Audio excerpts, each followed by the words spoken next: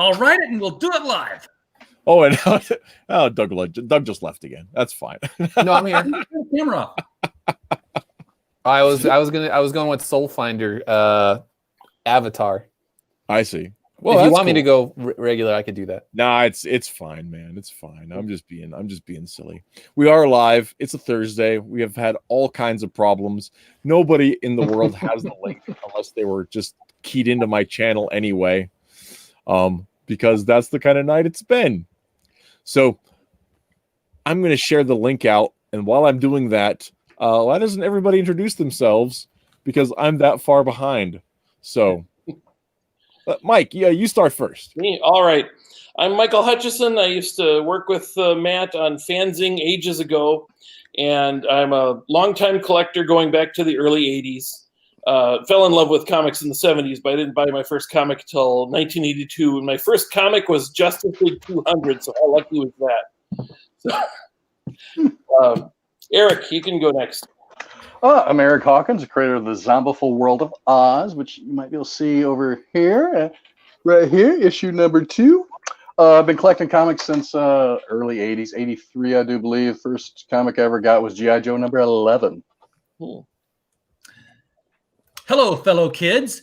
I am R.J. Carter, senior editor at criticalblast.com, writer of The Destroyer for now.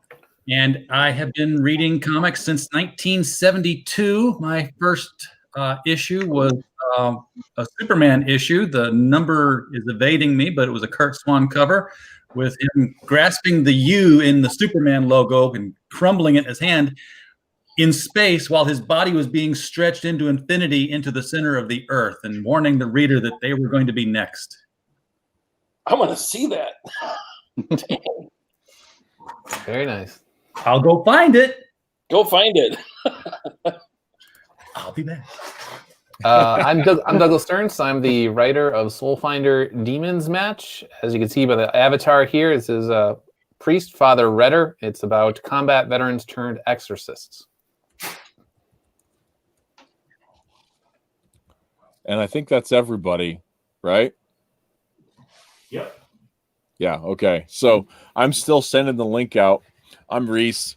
I started reading floppy comics after getting hooked on the DuckTales cartoon show, and Ducks on Archaeological Adventures ended up being bat-themed superheroes. I've been involved with comics and writing superhero stories since I was in high school, which was sometime in the 90s. But I started doing it kind of seriously about 2005, 2006, when my pal Chris Lawton and I started Ideal Comics. And we've been doing comics ever since then. And this is my show. And one of our big themes on the thing is, hey, there you go. RJ's got the Superman comic we're talking about. Oh, wow. What number is that? 274. 274.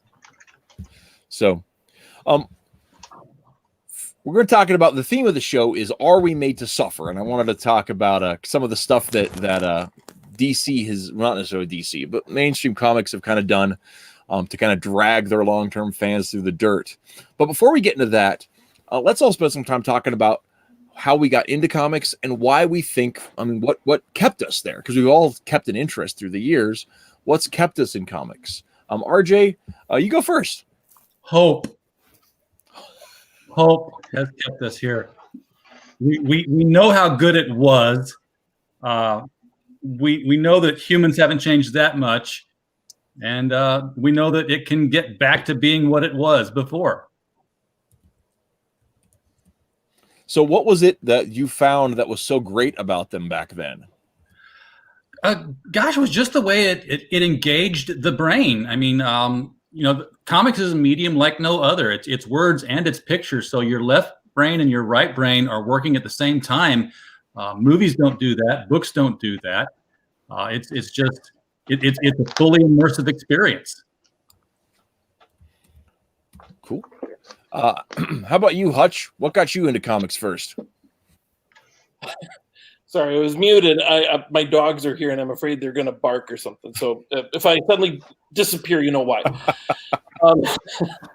I got into comics, like I said, in the 70s. I was like borrowing other people's comics and kind of glancing through them. I somehow knew just through absorption who all the Justice Leaguers were. I think, if I had to guess, I think my first exposure to Justice League was Justice League 100. And that happened to guest Elongated Man, who became my favorite superhero just based on one panel where it said, Ralph Dibny's name is known to everybody in the world. He's the only superhero who doesn't have a secret identity. And I said, that's cool.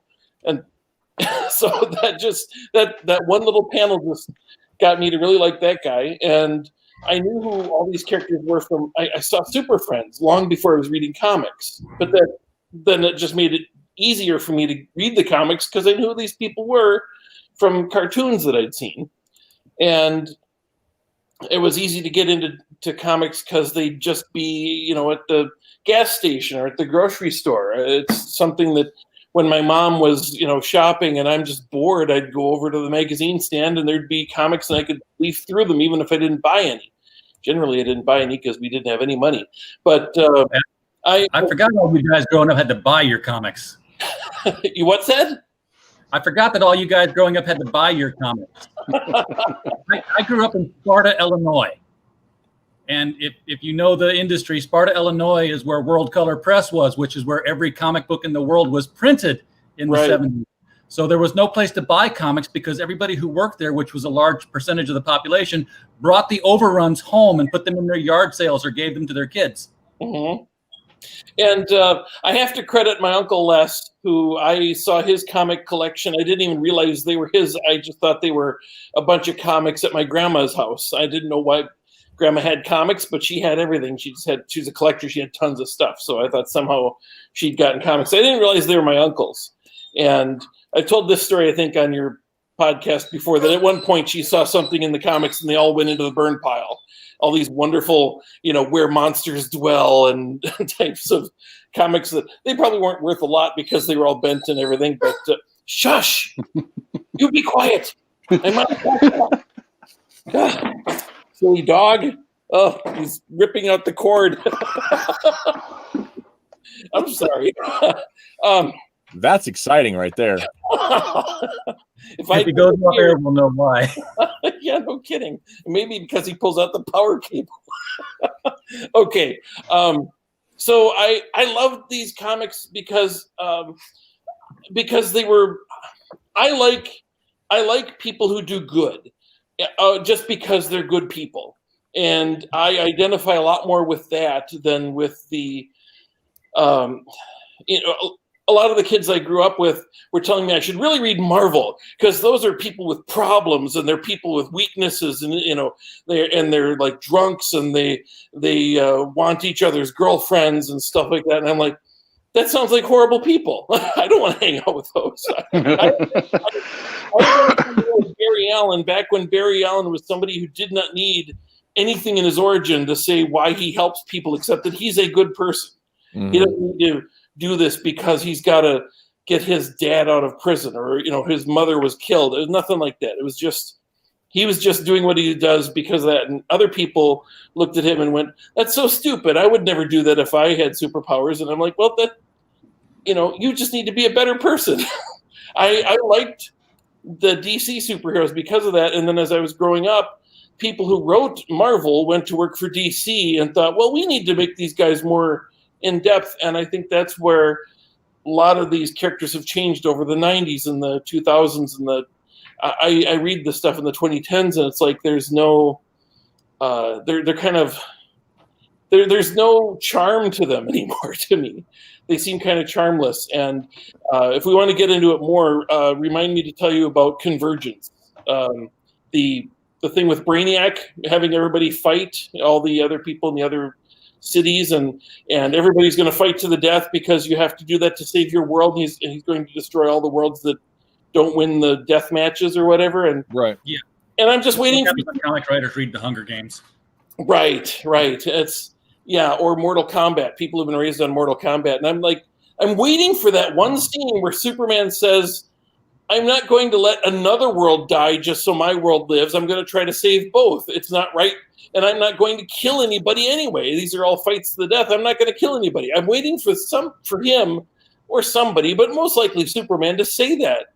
And they never do. It's just like, okay, I got to go kill somebody to save my world. And it's like, that's not what DC is like to me. So I've felt a lot of, I'm getting more into your topic here. I know we're supposed to be introducing ourselves, but that's just it. It's an interesting storyline, but I kept waiting for that pivotal moment when Superman says his ethos, that and explains why what Brainiac expects is not what he's going to do, but that never seemed to happen, not that I saw. So anyway. I've glommed up a lot of the talk, so next person. Sorry. So Eric. Yeah. How did you get into comics? Well, first I got to say I didn't know that about Sparta, Illinois. And I'm ashamed because I was raised in Cahokia, Illinois. Ah. Just, 20 minutes away, maybe? Yeah. You could have been getting free comics. I know, my whole life. But, early on, my mom worked at a convenience store in Cahokia, Illinois. And when they come in and deliver comics, if they were damaged, they'd rip off the covers and they were going to throw them away, but they just gave them to her. So I would read comics. I didn't know what the covers were. I didn't even know who they were from most of the time because, I was pretty young. And then when I finally did start getting comics, like I said, G.I. Joe 11 was my first comic book I remember reading and keeping. I still have it somewhere over here with all the rest of the G.I. Joes. I picked it up on vacation at a gas station. And that's where I used to get my comics after that. After that, I would ride my bicycle up to the drugstore in town, look through the spinner rack. Hopefully I'd find what I was looking for. And back then, I was always looking forward to the next issue. What was going to happen next? What was going to happen the next month? I hated having to wait those 30 days, but I waited and I looked forward to it. And, by time 2010 came around, I stopped buying comics. I'd lost my job at the time, and that was the first thing to go. I was like, I've been collecting comics since, the early 80s. I've got boxes and boxes of them. And for the past 5 years or so, I'd say, I would still go to the comic shop, get my pull box, and not read half of them. It had become habit at that time. So the stories, I kind of lost out on them. Over the years, I wasn't looking forward every month for it, but it was a habit for me. But they're all through the 80s, 90s, and I just couldn't wait to read the next issue of all the comics I was collecting. Are we still live? Because I'm seeing an error. I think we're live. It's telling me we are. No, it's back. Okay. Oh, okay. Yeah, I was like, I'm talking and nobody's hearing us at all. Everybody. That's my world with comics. Early 80s through the 90s, 2010, I stopped collecting. Nowadays, I pick up a comic every once in a while. Like Three Jokers, I picked that up. I loved it. I'm looking forward to the next issue. Doomsday Clock, I liked it. I was looking forward to the next ones, but they never came out on time. I lost interest. I don't remember which one was the last one I got because I forgot. Don't get me started on Doomsday Clock. so I just quit getting them. But I gotta be honest, RJ, there's a real good chance that's going to happen. I will tell you the story that was supposed to have been told if we get there, and the one that the editorial. The biggest problem with DC Comics today is not the writers and it's not the artists; it's the editors that don't do anything. Yeah, I think that's real true. Before we get into that, Doug, I think your history, to me anyway, is not a mystery. You talked about it quite a bit about getting into comics as a kid, and learning to read on them and everything else. But what kept you in comics? Well, first I want to say that I too am from Illinois. I went to Elgin High School, but I was in the northwest suburbs of Chicago. But did you say you can't hear me again? No, I said it's another state entirely. Oh, okay, yeah, basically. So, but we went down south for the cross country stuff every once in a while. That's where the anyway. So what kept me into comic books? So I've just always loved storytelling and writing, and even when I was a little pretty young, I knew I always wanted to be a writer. So that was going to be my vocation. And so as long as there's good stories out there, then I'm looking for them. And at least not too long ago, there were still quite a few good stories in the mainstream comics, but these days it's getting harder and harder to find them, at least to me anyway. And I've talked about, you know, the ducks and the bats and the green hornets. I've just captured my imagination when I was about 11. And I grew up in newsprint comics, the newspaper comics and all that kind of stuff. One funny story. I have once and again I co-teach a how to make comics class at our local art center, and one of the things I talk about a lot is that when I was little, I like I said, I grew up on that Sunday comic sheet, and there was actually a moment when I was, I think, 8 that I realized that people don't have contour lines. And I didn't know they were called contour lines, but I actually looked at my hand and I was stunned to realize that I don't have a line going around me like the borders on in a comic strip or a cartoon. That's not what people are actually built like, and it wouldn't make sense if I did, because where would the line go when you move your hand? So, yeah, that's something that the media has always spoken to me even before I was really into it. We do have contour lines, but you have to be in 4th dimensional space to see. Something like that. But yeah, so that was for me. But what kept me in comics, well, when I was little, the idea of hope, the idea of heroism, the idea that these are representations of our better selves, right? Especially hero comics. They're the standards to which we cannot attain, but we want to. And even the grim and gritty, like the Dark Knight Returns or Batman Year One, you know, Frank Miller's just really grim look on stuff. It was grim because it reflected that things should be better, right?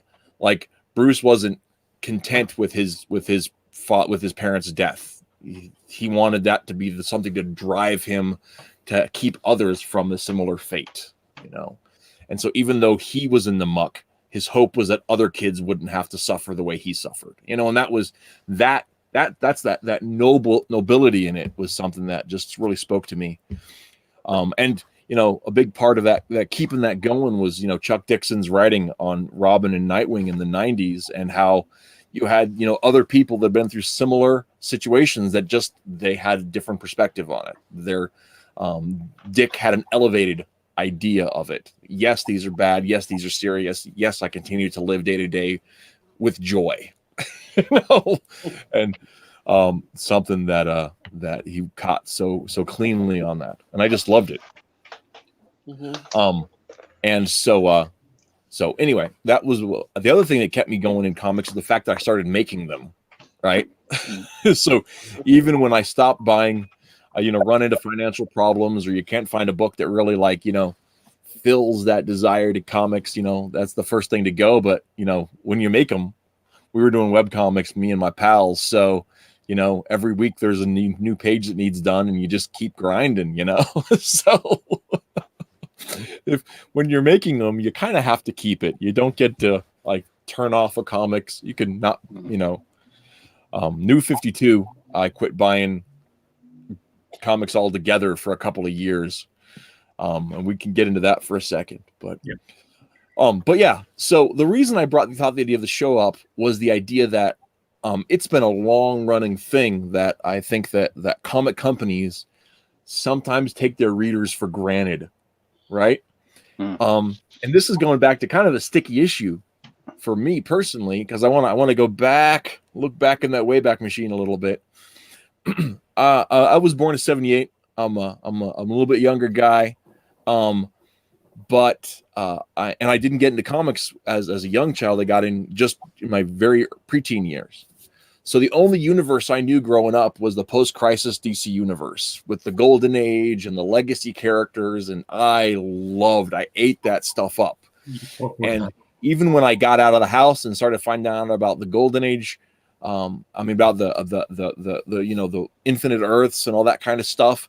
It was still through the concept that those events were still mostly part of the current continuity. So I was sort of like, ooh, how can, if we have the Jay Garrick, who's the Golden Age Green, Flash, and we have Alan Scott as Golden Age Green Lantern, and we see them interacting with the modern heroes and how all that works out, and Starman and all that kind of stuff. It was just, I loved it.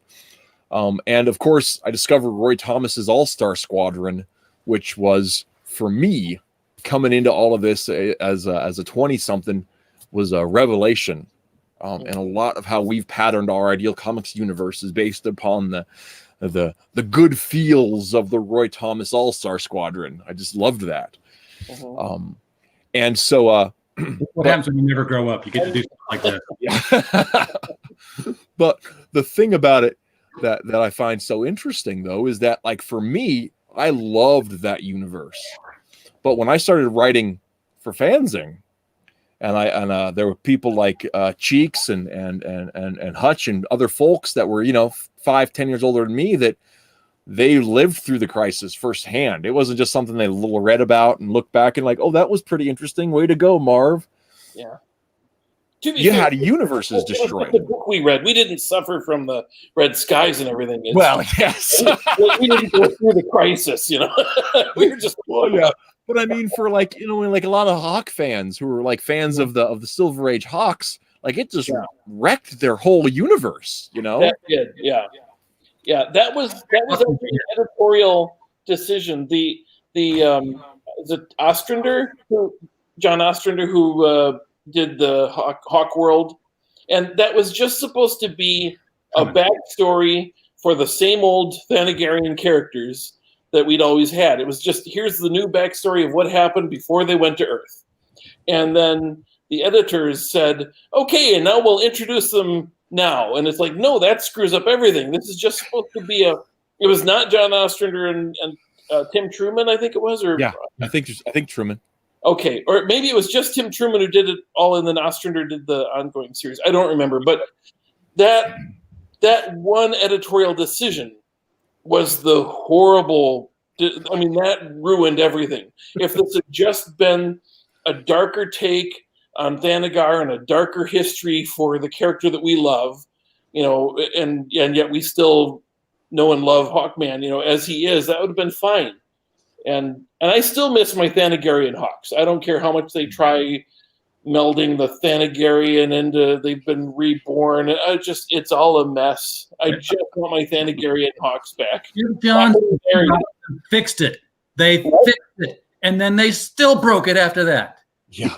And I think you're right. I think Jeff Johns did a great job in his series. Of course, a lot of that was him and oh my gosh, James Robinson. Robinson, yes, I can just blanked on his name.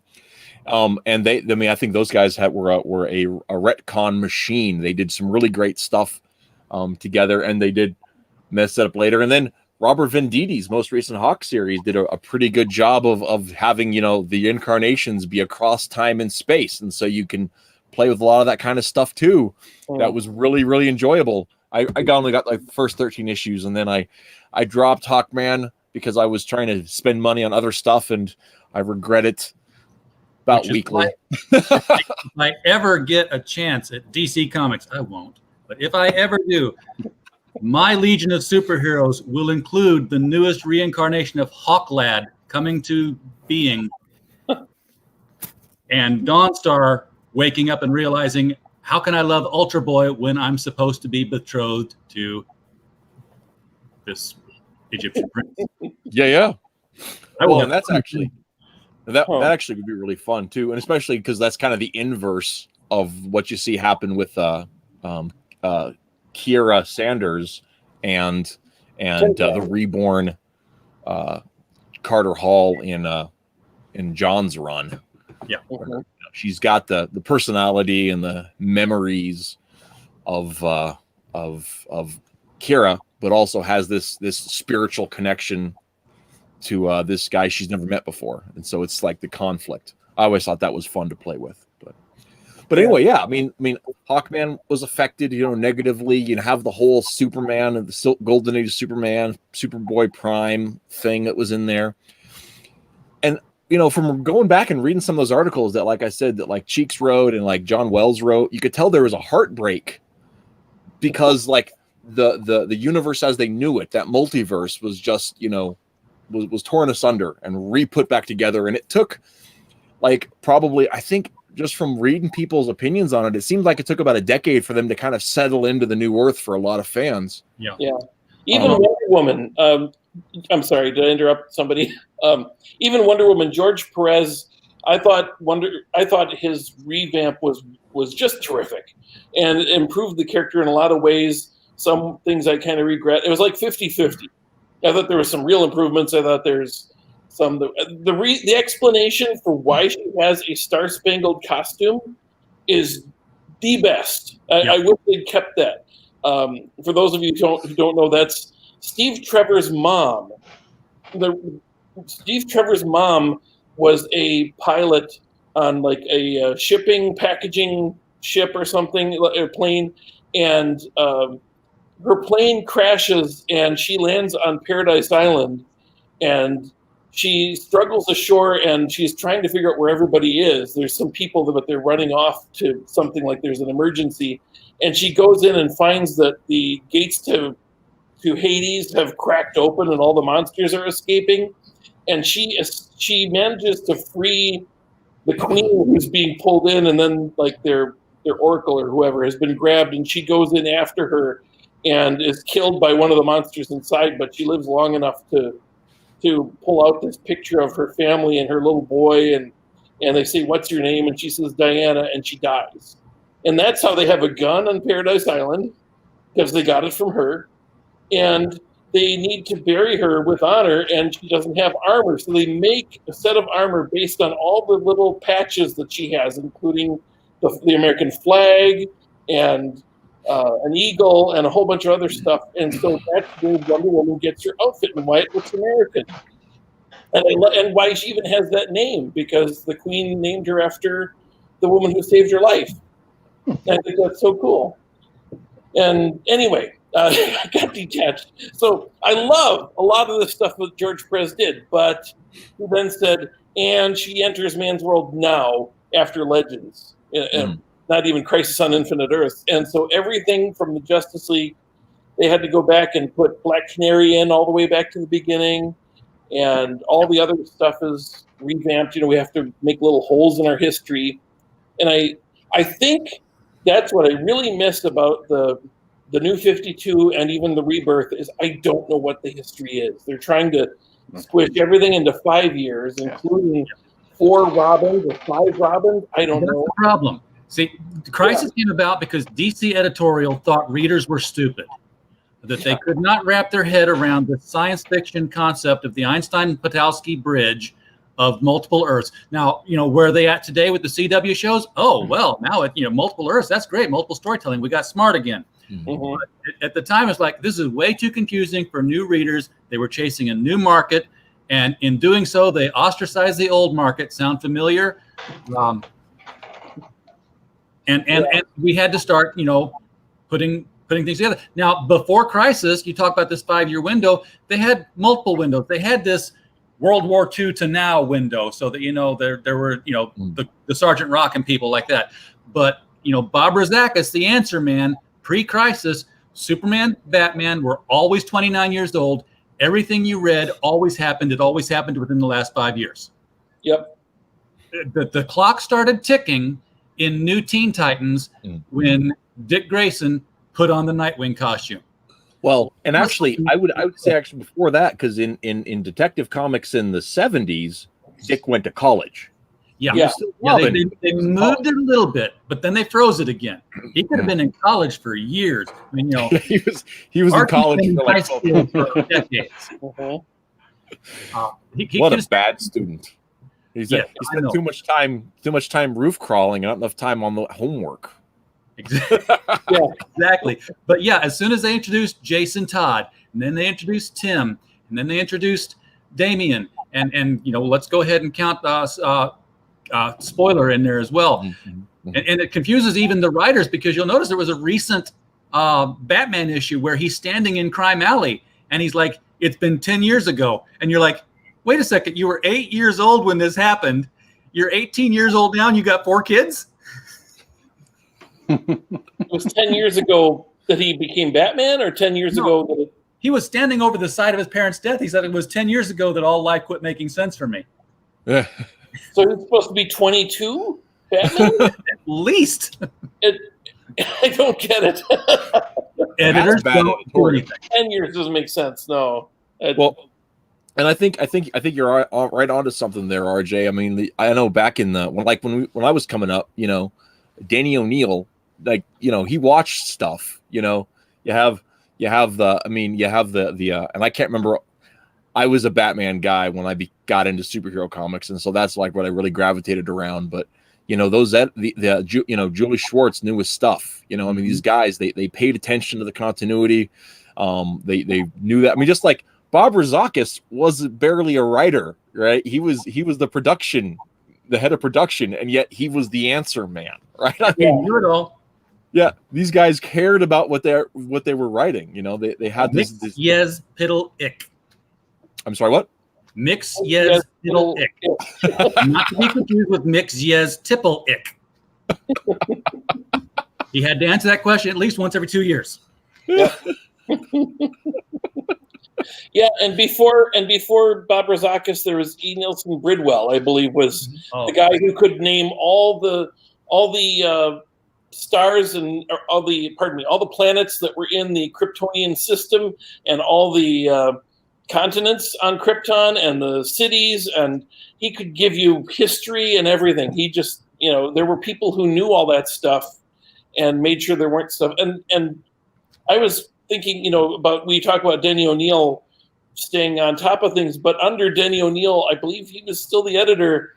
They came up with a story called Close Before Striking that explained where Matches Malone came from. And it's like, no, Denny introduced Matches Malone in the Ra's al Ghul storyline, the first Ra's al Ghul storyline, the classic. That's explained where he came from. And it's like, why didn't he say, no, he's got an origin story? You don't. Well, maybe that was pre-crisis, It was pre-crisis, but yeah. Even Denny said that there was some stuff about his story that didn't hold up because Batman gets knocked unconscious in broad day. First of all, Batman's out in broad daylight talking with people, and he gets hit in the head by skis from a woman who wants to help. Mm-hmm. Knocks out Batman. Yeah. Yep. I've got those stories too. Yeah. There you go. First Ra's al Ghul story. That one there. So yeah, I mean, and I think there's definitely an aspect where DC may have underestimated their fans in terms of their savviness. But once again, coming at this from the perspective of somebody who came to it post-crisis, a single history just is really appealing to me. It makes it feel really epic to realize that Wally grew up in the shadow of Barry, and they looked up to this guy they never met, and then later did, and how the Jay Garrick Flash story just impacted that, and I just loved that legacy concept. It was just one of the things I felt so poignant about, but it was definitely still a hard thing for people to go through, and then you have but I don't think that it was probably 15 years or so after that I think DC did a really good job of paying honor to a lot of the fans and a lot of that culture that came on there, and then seemed to not. But what was it? I guess, and I guess I want to turn it. I didn't really grow up. I came into Marvel kind of late in the game, and so I'm not really the biggest expert on that. But it seems in a lot of ways that Marvel sort of, I don't want to say because I don't think Marvel was the first to kind of start taking those later fans for granted. I actually think that I personally believe Kingdom Come was the first nail in the coffin for the DC universe. I don't want to get onto that too much, but I actually believe that's true. I'd like to get onto that a little bit, but go ahead. Yeah. We can do that in a second, but I don't want. I mean, I know Doug. The reason I want to shift it is those of us who are hardcore DC fans have gone on for a long time. And I want to give Doug a little win to speak because I know he, as a Marvel fan, has a little different perspective. So, Doug, do you feel there was a particular moment where Marvel started beating up their fans? Oh, geez. So actually that kind of, there's like a two-pronged idea I would like to explore with you here. Part of it is just the internet in general and social media. And maybe like in a weird way, social media kind of taking the fun out of comics, where people could go on Wikipedia type websites and get the entire history in like a half an hour, as opposed to like when I was growing up in the 80s, you had to go, like, we had Moondog's comic shop in Schaumburg, Illinois. And so you'd go to Moondog's, and that's where you'd go. There was a couple others. There's like Cracker, and then like, you know, there's just like a couple random comic shops or whatever. But it's like, you almost had like the older guys that like knew about it. And as they're reading all these books and getting them, they like learn the history and then pass it on when you're like talking to others. There was something about like uncovering truths about a universe or something that, in 2020, you could just go to like a YouTube channel. You don't need to spend a dime. It's like almost disposable. It's like you suck the value out of stories and the journey or something like that. I don't know. So there's that element to me that I think is kind of interesting. But in terms of Marvel beating up its own readers, I always go back to just like social media. And so that like that, I noticed a lot of the creators getting like weird and testy and telling people off in like, I don't know, around 2009-ish, somewhere around there. And like on the boards, they would kick people off. And because I'm a Spider-Man guy, like for me, One More Day is just, I don't know. That was like the storyline to me where I was like, well, they obviously don't care about, with great power comes great responsibility. I guess you could just make deals with the devil and you're still considered a hero. So I don't know. It was around that era is where it seems like the cultural shift happened. See, and I think it has to be, looking at One More Day, I think it really has, you have to roll, maybe you don't, but it seems to me you got to roll the wheel back a little bit, right? Because One More Day only happened because Civil War happened. Right. And one of my contentions is that Civil War is one of the worst things to happen to Marvel Comics ever, because the only way it could happen was for every single character, with the exception of Sue Storm, to be written out of character. I bought a copy of Civil War. I had never read it. The whole premise bothered me so much because the very assumption of a superhero universe is that the actions of superheroes, while being extra legal, are ethical. Right? Yeah. Well, that's actually one of the problems with shoehorning politics into books is they basically were doing a Patriot Act allegory. So they were, it didn't start out that way. In like the very first couple like issues, they were exploring this sort of like big issue idea, but then it sort of like devolved into like Marvel editors taking out their ire on like the Bush administration or like something weird like that. And when you do that, like our politics don't work in a world where Thor exists, or, you know, people that could mind wipe you, like they could do really bad things to your wife and then mind wipe you like every 24 hours so you don't know it happened. Like it just wouldn't, like the federal government would have a vested interest in knowing if you had the power of 10,000 suns. Like I don't know. So like it doesn't work to start getting weirdly political, and Marvel was doing that. Yeah. Well, and I honestly think that the only politics that works in a world like that is objectivist politics. But is either a very like religious perspective or an objectivist perspective, because there's no, you know, once you're once you have the power of 1,000 suns, the government, no collective can stop you. There's a really good single issue of Astro City where there's a lawyer who comes up with the defense of, you know, how do we know this guy wasn't mind controlled? How do we know this? Go back in time and do this. You know, it was, you know, how do you have that reason, that doubt Can you raise doubt in the jury in a world where superheroes can do anything? And they're like, oh, we're opening Pandora's box here. Yeah, definitely. I don't remember the details. It's been way too long, but it was just he manages to raise just enough question of, maybe this guy really did get mind wiped and we don't know. And but that works in Astro City because you're not undoing the premise of superheroes in the DCU or the Marvel universe. Right. If you poke at the threads and say, can you really just drop off criminals and have them be put in prison? You can't. And that's at the end of Identity Crisis, the Atom grabs his wife and she's instantly in Arkham Asylum. It's like, doesn't she have a due process? Shouldn't this take months? And isn't that a terrible thing to do with somebody who knows all of your identities and everybody knows that she's somebody who knows all their identities? Perfect lost opportunity is that after saying I'm not going to mind wipe anybody anymore, Zatanna really does need to mind wipe her before she goes into prison. That would have brought that CW show. What's that? Look at the CW shows. The Flash has the pipeline. Arrow had his own island. They don't put anybody in prison. They have a prison. Yeah. But that was a real problem. It's like there's no toilet in those cells.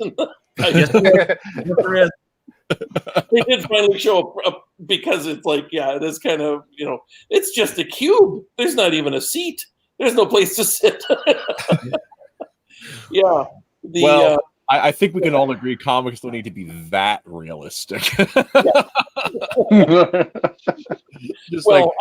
I think I talked about the first time and if you want to go grab the comic, if either of you guys have it,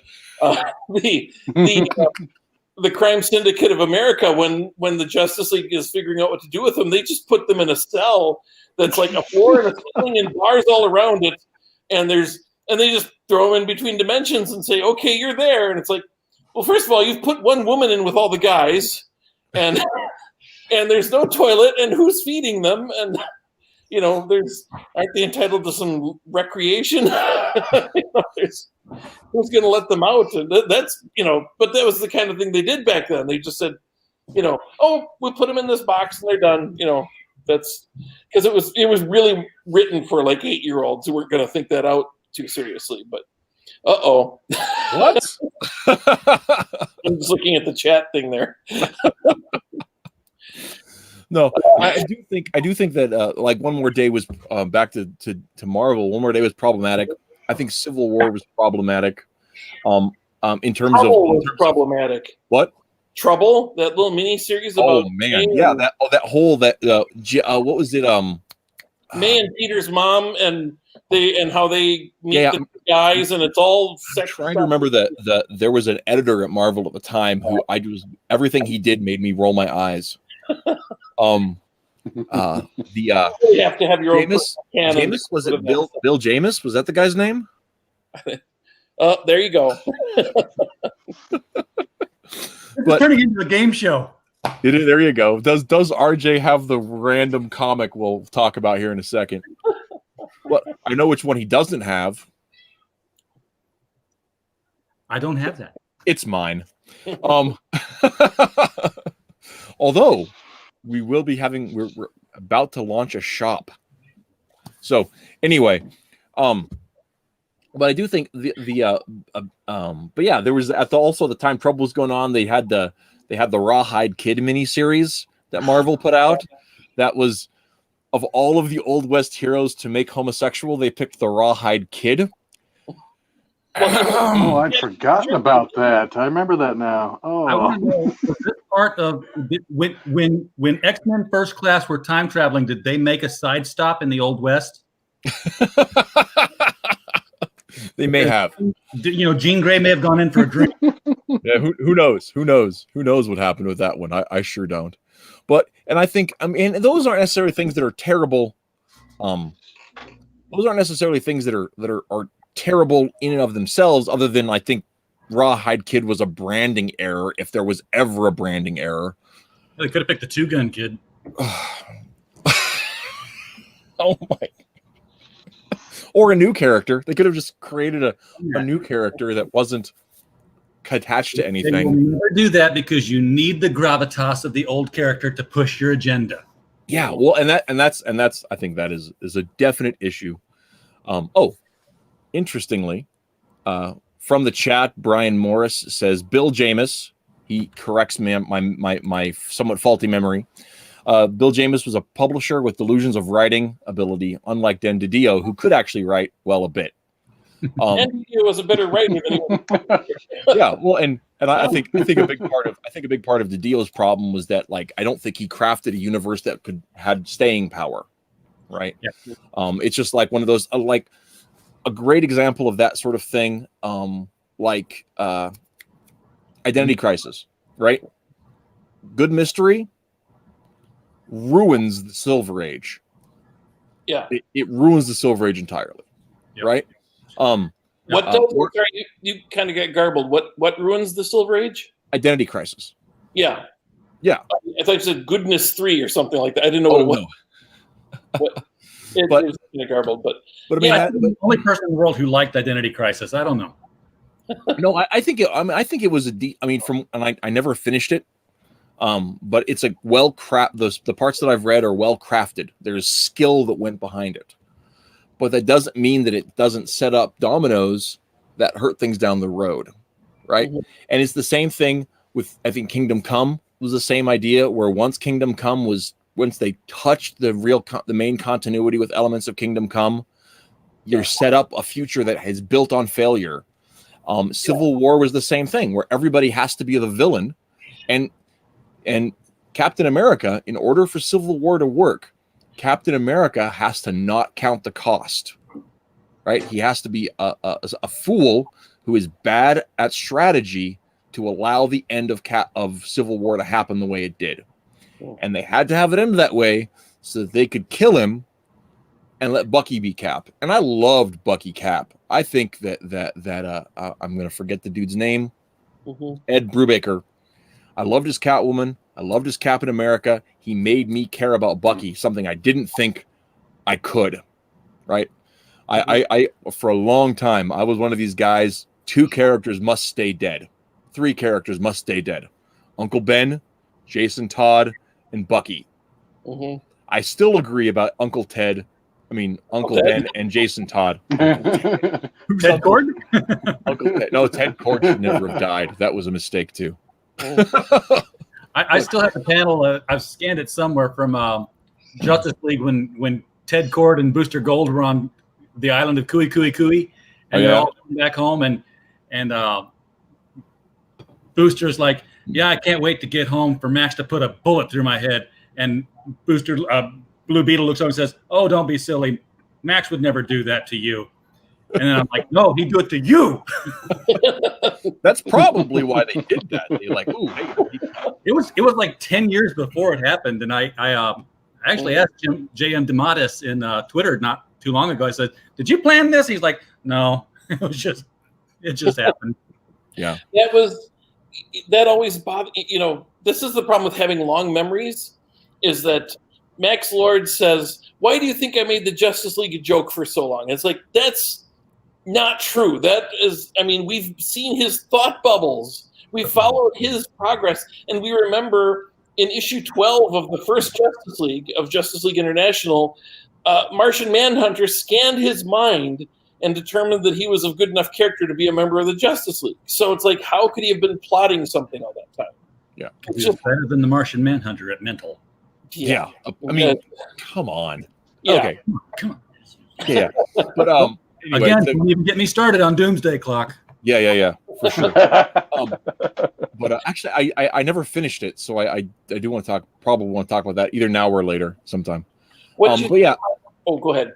I would say the other thing that Doug, crud, Doug said, you said something, Doug, and I cannot remember what it was that sparked something in my head, and I was like, "Ooh, this is a bunny train to go on down next," and I do not remember what it was. About social media stripping the industry of like fun or something along those lines, or you were talking about being old men in comics. He can't remember. Yeah. No, I do remember now. You were talking about that before the internet. You had to seek for the answers. You had to look into that. And I actually wanted to get into that because, like, I was in Scottsbluff, Nebraska, back in the 90s. We did not have a comic shop, right? We had comics we could get at the grocery store. We went to Rapid, or we went to Denver, and sometimes you could pick up comics there. But it was me and like the three guys I knew that read comics that, and I know there were more than that because they left the shelf and I watched other people walk out with them, but I was too nervous about having, hello. I was too nervous about liking comics because it wasn't a cool thing that I didn't go out of my bubble very often. Bruce's parents were killed. We're having all of this prop comedy while I'm talking. But so for me, like I dug at the letter columns and I would try to pick up little bits of continuity I got from that. And I remember in 91 when I started reading Batman seriously, they're talking about Nightwing in the letter columns, and I was like, that sounds interesting. Who is this Nightwing character? Because it was just after all the crossovers when Tim Drake had been introduced, and so like it was years before I saw a picture of Nightwing in anything because none of the shops here carried Teen Titans. And, he wasn't in Bat books for a spell because there'd been like 2 years of crossovers introducing Tim Drake and all the, Lonely Place of Dying and all that kind of stuff going on. And so there wasn't any for a while. And so I was like, who is this Nightwing guy? I'm super curious, and I didn't get any answers. Well, like when we were kids, someone might go to like the equivalent of a 7-Eleven or whatever, and they'd be like, hey, they had like boxes out and they were selling comics for like 20 cents. And so when you're a little kid, we would like plan this like secret trip to like on our bikes to go a mile down the road, which seemed like 10 miles like back then, to like get these comics. And then it's like, I found like Black Panther and all these other comics. And it was just like, I don't know, like in the age of the internet, you could just like click. I don't know. There's something about it where it's like getting the answers in seconds to me. Just, I don't know. On some level, it's cool, but it also, little kids nowadays, they don't have that where it's like they're literally getting on bikes and going on adventures to find answers to comic books. It removes the thrill of the chase, which is what ingrained the information into your head forever to remember. If you want to know what it is right now and you go to the internet and you find out, now, you won't know tomorrow because you've satisfied it. Mm-hmm. And that's part of what actually one of the things is interesting about learning is the psychiatrists and stuff don't believe that we've moved from a place of knowing things to knowing where the information to know them in that knows them. Right. So, instead of just remembering stuff, we know where we put it. I was just listening to a stand-up comic on the radio talking about how you had to go down to a library and look up stuff if you wanted to learn something, and then you committed that to memory because you didn't want to have to ride down to the library and look it up again. you talk to a kid today, he's like, who was the first man on the moon? And he goes, Neil Armstrong. And he says, okay. And then later, you remember who was the first man on the moon? He goes, Neil Armstrong. And then well, it's like he doesn't know his phone knows it. When we were kids, it's like you knew every kid's phone number by heart because you had to remember like your best friend's numbers. And now it's like you just have them all on your phone. And if someone was like, well, what's it like? I don't even know my mom's phone number at her place, like, because I just have her cell. It's like kind of embarrassing. Yep. At some point, I don't even know my wife's number. I have to look it up. Yeah. As Paul Reiser said, my phone has memory and I don't. Yeah. Well, and that's I think that's so. I think part of it, the reason that so many of us have kept in comics is we have those experiential memories, right? It's not just something we've gone through.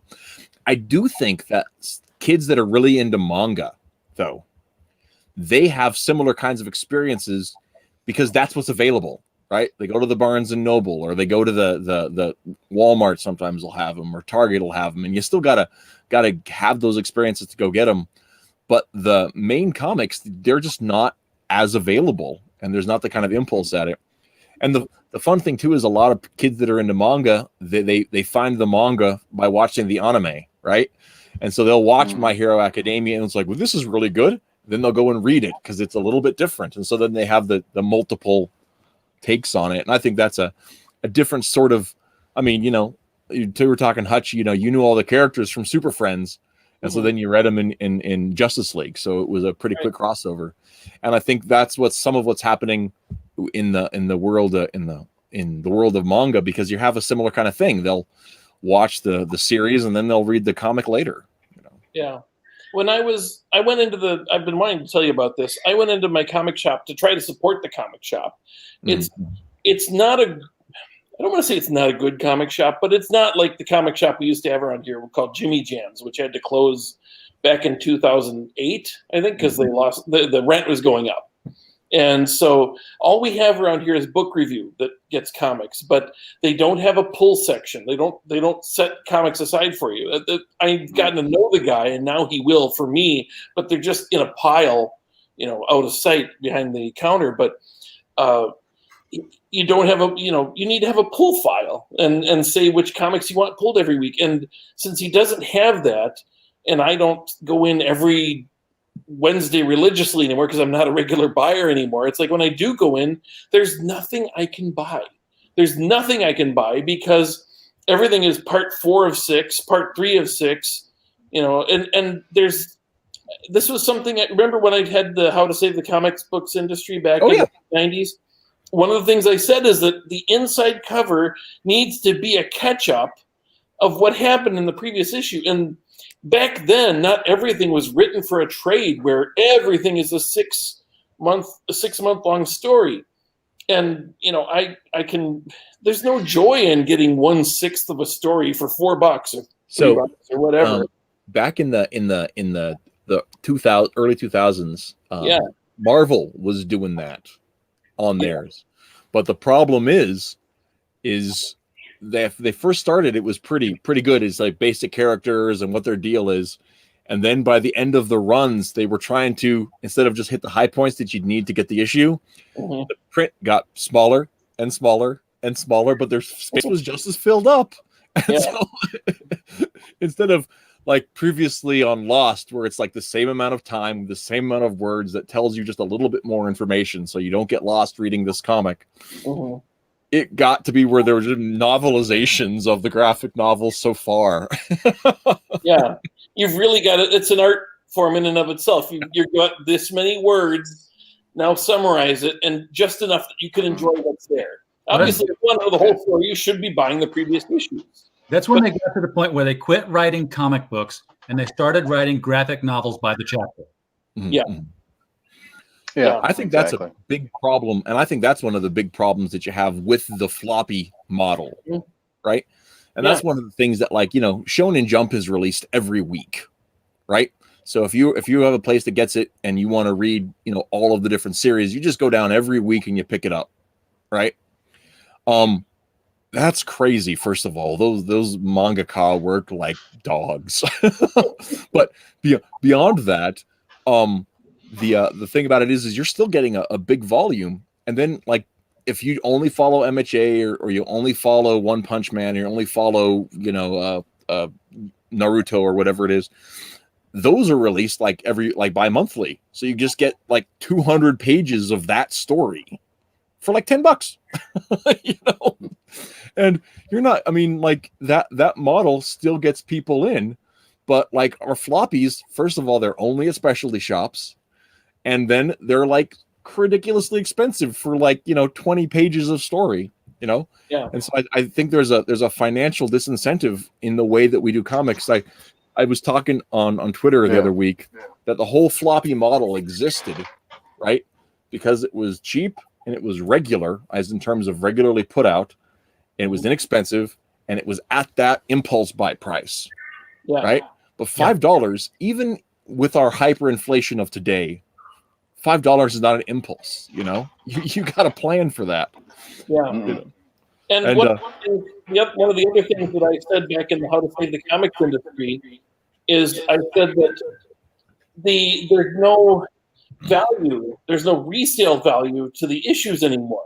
This is around the time we all realized that every comic that comes out gets bagged and boarded, and you know there's no scarcity to it, and there's no So there's really not as much resale value to it. When I said that the books they didn't have value, a lot of people went after me thinking that I meant that they needed to go way up in price. And that wasn't what I was saying, because I understand why they thought that, because it was the speculative boom. I was never part of that. And I was like, I just want them to be worth, if they're $4, I want them to be worth $3, not worth 50 cents, because I can't afford to spend $40 and have that $40 be nothing in value. I can spend $40 and have it be, okay, so I got my entertainment out of it, and now I could resell it, and it would be worth 20 or 10, or worth 10. But it's like I can't spend, and I was spending way too much. When comics got bad and I stopped collecting, it's like, oh my gosh, I realized how much of my money was going to that. And, well, for a while, you had a website to sell off some of your backstock. It was called Too Many Long Boxes, right? I still own that. I haven't done anything with it. I shut it down when somebody bought Suicide Squad #1, and I could not convince them to buy #2. And I said, well, I can sell #2 as well. And they're like, no, I just want #1. I'm like, okay. And Legends #4. I'm like, I could sell you the whole Legends series. I'll give you a deal on it. He's like, no, just want #4. And in Suicide Squad #1, this is because the movie's coming out. And I was like, so you're sticking me with, I can't sell #2 if we don't have #1. I can't sell the Legends. I was going to go in and bag up everything into storylines and sell the storyline. And then I just haven't had the gumption to do it. I'm not sure that people would even buy it that way. It's like, I'm not sure that there's any money to be made selling comics anymore, because since that time, DC and Marvel digitized so much of their library, and you can just buy it that way. And then in addition to that, there's all the pirates who just put the entire history out there for free to anybody who wants to grab it. I don't know that I'd be able to sell it for much. And shipping went way up in the last few years. I don't know if you tried selling anything, but it's like the shipping to move anything is exorbitant. And it used to be that I could just get a primary, or like what do you call it, the priority mailer for $5, and the priority mailer is now ridiculous. Everything's ridiculously expensive. I don't know why, but I think it's because everything went to shipping, Amazon and everything. So shipping's much more expensive. So I can't. Yeah, I'd love to sell my comics. I can't move them. I have no way to get them to the person. Yeah. I was doing a lot of work for making a buck, a buck out of the whole thing. Yeah. And I mean, and that's also too. It's also a niche market. Old comics. You have to find the right person that wants the right one that you have, and that's can be a lot of labor. That's for sure. Yeah. So. But yeah, I think that one of the things too about the idea that Doug talked about is that comics knowledge is kind of cheap, right, these days. But part of that has to do too is that I think personally, the way they're doing continuity at the big companies, especially for people like me who are big continuity hounds who loved the deep history, the idea that the big sword and sorcery fantasy stuff in Arion, Lord of Atlantis, would have an effect on the Aquaman issues I was reading, which was really cool. Thank you, Peter David. Power Girl. What? Oh yeah, Power Girl. And Power. Yeah. But yeah, that was. Although I still have mixed feelings about that origin. I don't know. Anyway.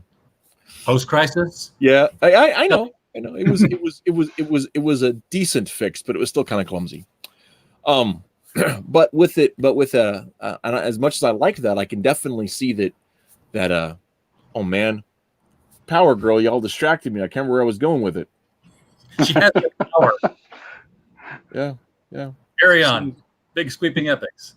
History. Deep history. It's not coming back to me. Don't get me started on Doomsday Clock.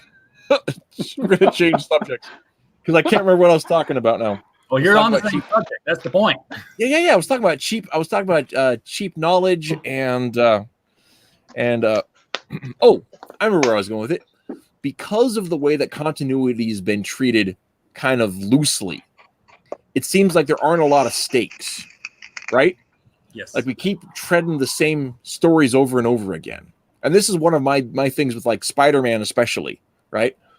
Is like I really think that like Spider-Man, like his story kind of stopped at the Clone Saga, right? Like everything after the Clone Saga has just been the same Spider-Man story told over and over and over again. Am I wrong? That's like Flash. Ever since the Flash writers read Oedipus Rex, every story is about him going back to save his mother. Yeah. What do you think about this? Spider-Man, I know is like your bailiwick there, Doug. Do you agree with me? Do you think I'm crazy? Well, you mentioned anime and manga earlier. I'm not like huge into that, but my wife is. And a lot with those series, characters get older and they just die. And then they just start a new series a lot of the times. And so I know people get angry with me about this, but I was perfectly fine with Peter getting older and getting married and be cool to have a family. And actually, when they did that a couple years ago with Renew Your Vows, at least initially, like it was really pretty fun and cool. And there was a part of me that thinks they actually kneecapped it creatively because they didn't want it to be popular. But that's another story. But it's like, I don't care about characters getting older as long as the writing is good. And when you try and freeze them in time in the carbonite, it's like, it just, I don't know. It gets kind of sad to me at some point. I don't know, but I understand if they were still writing them primarily for kids, you could do something where you keep them younger, I guess. But I don't know. I would just rather they get older. See, and I actually agree with that too. Did you ever follow up on the M2, that alternate future with Spider Girl, Mayday Parker? I that was around the time that I think, was that like late 90s? Early 2000s. Yeah. Okay. Yeah. So I'd been in the military and then I got out and then I was in college. So like I basically have always just stayed to Amazing Spider-Man. When I had to like cut it down, I only stayed to Amazing Spider-Man. But I know people loved that particular run, and that's a good example of where it's like, yeah, just go where it takes you creatively. Like you don't have to have Peter, this perpetual bachelor who's always getting in, like hooking up with Black Cat here and there, and I don't know. It just is. It gets weird. Yeah. Okay. So here I gotta go on to that. I don't understand people's fixation with Black Cat. Not as a character, she's a perfectly fine character. You know, whatever fits in. I mean, she's just Catwoman, but let's put that aside for a second. But the idea of the triangle, the love triangle with her in there is a thing. I don't understand why that is appealing to people, because like I think Mary Jane is such a good character, and I think Peter and Mary Jane married is so great. In fact, I've talked about this one. This is my thing. I got this on my bookshelf. This is the Amazing Spider-Man: Spirits of the Earth by I'm going to forget his name for a second. Oh, Charles Vess, who did a bunch of stuff with Neil Gaiman on the Stardust and stuff like that. He's a watercolorist. It is awesome, and it is Spider-Man and Mary Jane take a trip to Scotland. One of Mary Jane's cousins was the last of the line and passed on a pastoral estate. And Mary Jane doesn't want to live in Scotland, so she's settling up records to sell it and everything else. And here's Spider-Man fighting against a Scottish ghost right there. Cool. Well, there was a period of time where the editors were saying, well, we can't write Peter Parker as married because it limits us creatively, and it's not entertaining if you have like a married character. And I was just like, that's a lie. That's what bad writers say. You're a bad writer. I was excited when they got married. I mean, I looked forward to that issue when it was coming out. I thought it was a great story when they got married. Well, whoever it was, and one of the great things about it is because like Mary Jane knew the secret all along, and so like she has this huge complex depth of her character because she's accepting Pete for who he is, and he doesn't have to like lie to her at all or whatever. And so there's this awesome openness that they have, and I just thought that was just really well played. And in this comic specifically, they're like a young married couple, and they're spontaneous and they're fun, but it's got serious weight to it. And I just loved that whole thing. And so the idea that like part of the deal with the Clone Saga was to say, okay, we've got Ben Reilly, we're going to have our young Peter Parker, and then we can move Peter into the suburbs. And I was like, this is the moment that they should have kept. If they would have had, okay, we want to have, gritty Scarlet Spider stories deep in the city, and we're going to take Peter, we're going to stick him on Long Island, and we're going to have fun, happy, family-friendly adventures on Long Island where he's, doing all of the thing, and there's the Fantastic Frogman shows up again, and I mean all those fun 80s silly stories, because that's one of the things when I started getting into like digging through long boxes of Spider-Man stuff. That's the stuff I liked, like the gritty hard detective stuff. I didn't think was a good fit for his character. I wanted Batman for that, but I wanted Peter to smack his forehead about some of the sillier aspects of his continuity. I thought that was great stuff. And you could have had both. You could have had your cake and eaten it too. But does Marvel listen to me? No. That's what they did with Roy in the animated Young Justice, is that they had the clone, they cut off his arm to grow the sample from where they made a clone of Roy who totally served the bad guys and was, so then they have Roy who's unfrozen, and so he's younger, and he was never part of the Young Justice with the other guys. He was never a sidekick hanging out with the other sidekicks. They barely knew each other. And he's angry and vengeful, and they made him Arsenal. And they split him off into two characters, and they have different attitudes. And that's kind of what they could have done, where they'd have two Spider-Man, and so you get the best of both worlds by having them coexist. One who's, I don't know, was the clone at all younger, or was he just single? No, he was the same age. In fact, the clone was the clone from the 70s clone story with the Jackal, who Pete thought he incinerated, but that he had died and been incinerated, but he actually lived and got out of the smokestack without dying somehow, and had just been living on the lam for like 20 years. Yeah, and the fun part of that story was you didn't know if it was the original Peter Parker who had been living on the lam for 20 years. Yeah. Right. And then they said, oh, Peter's not the real one. He's been the clone. So then Peter's like, well, I'm going to just be a happy married guy being a clone. I don't have responsibility because I never let my uncle got killed. That's on you. Which I thought was a cheap way to handle it. I thought they could have just had their cake and ate it too. And also, I'd like to take time to point out that Tom Lyle's Scarlet Spider costume is still, I know it's very 90s. I know the sweat jacket's kind of dorky. I don't care. It's amazing. It is so dorky. It's still amazing. And I will challenge you on this, Eric. Can I, do you mind if I never liked it. related to what you're talking about, but yeah, go for it. Character? Is that okay, or is it? Yeah, I don't want to take away from your Spider-Man. The thing that's been going on with Superman and Lois Lane for much ever since the revamp with John Byrne, this was something that you talked about Unca Cheeks before. Mm-hmm. He kind of opened my eyes to this, that the eternal love triangle, the triangle between love triangle between two people. That Lois Lane loves Superman, Clark loves Lois, and Lois has no interest in Clark, and she only loves Superman, and they're the same person. That was one of the eternal things about that character, and it so quickly fell away. I mean, now at the time it seemed like, oh well, it's 5 years, but the character had barely been revamped, and he proposed to Lois as Clark Kent, and then later revealed who he was. And ever since the early 90s, which is at this point 30 years ago, Lois has known who he is.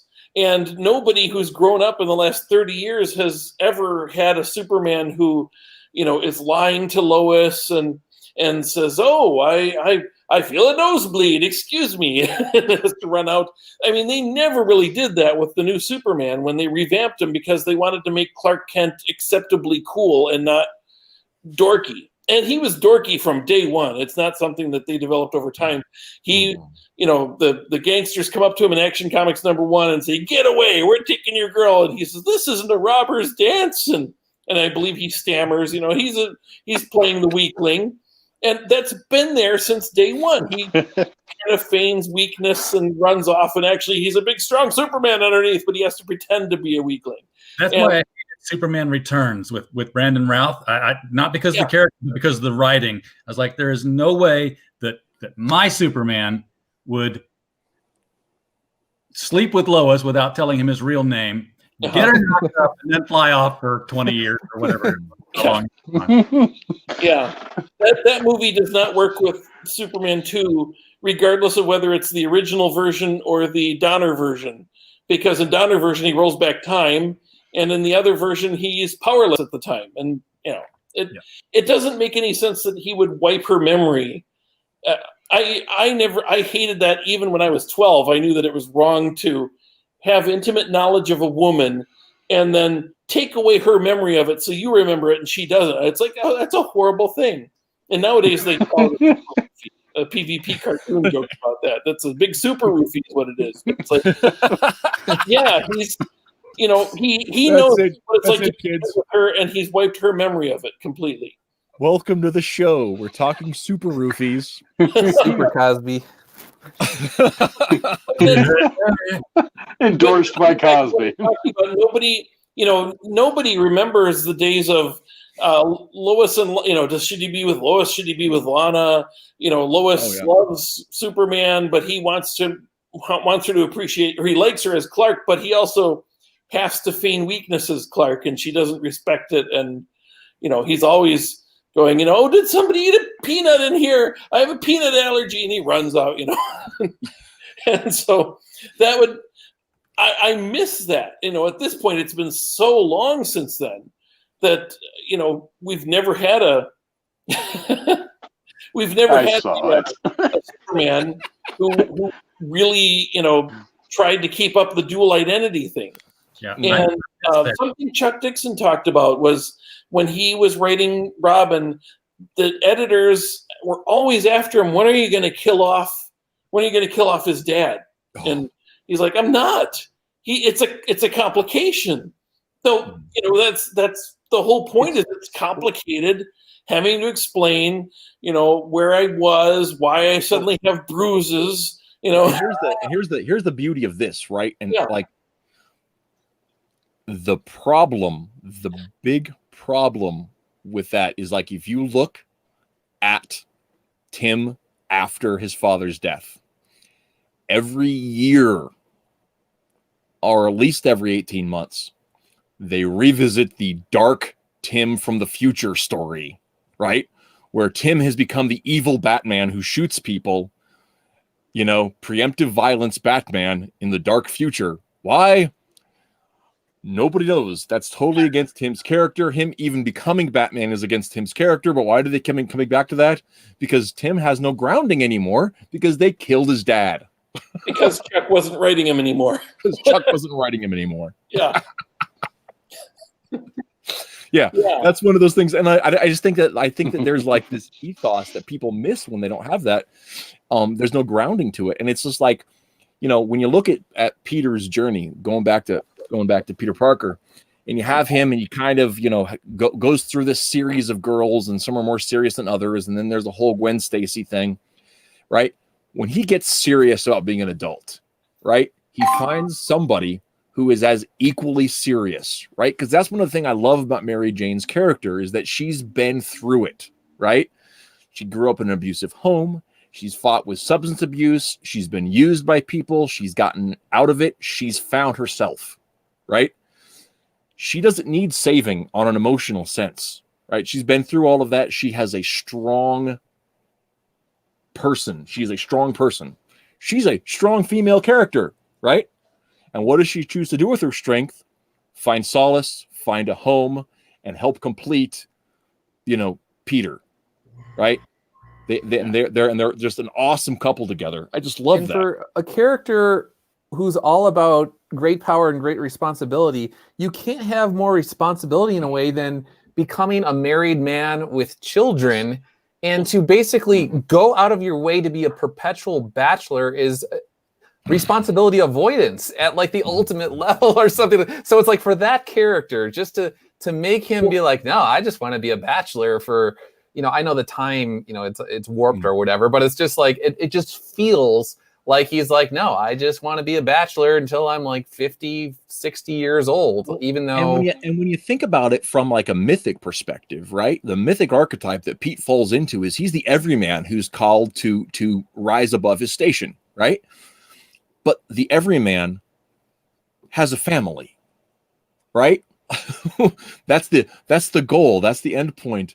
Is you die surrounded by your grandbabies. That's that's the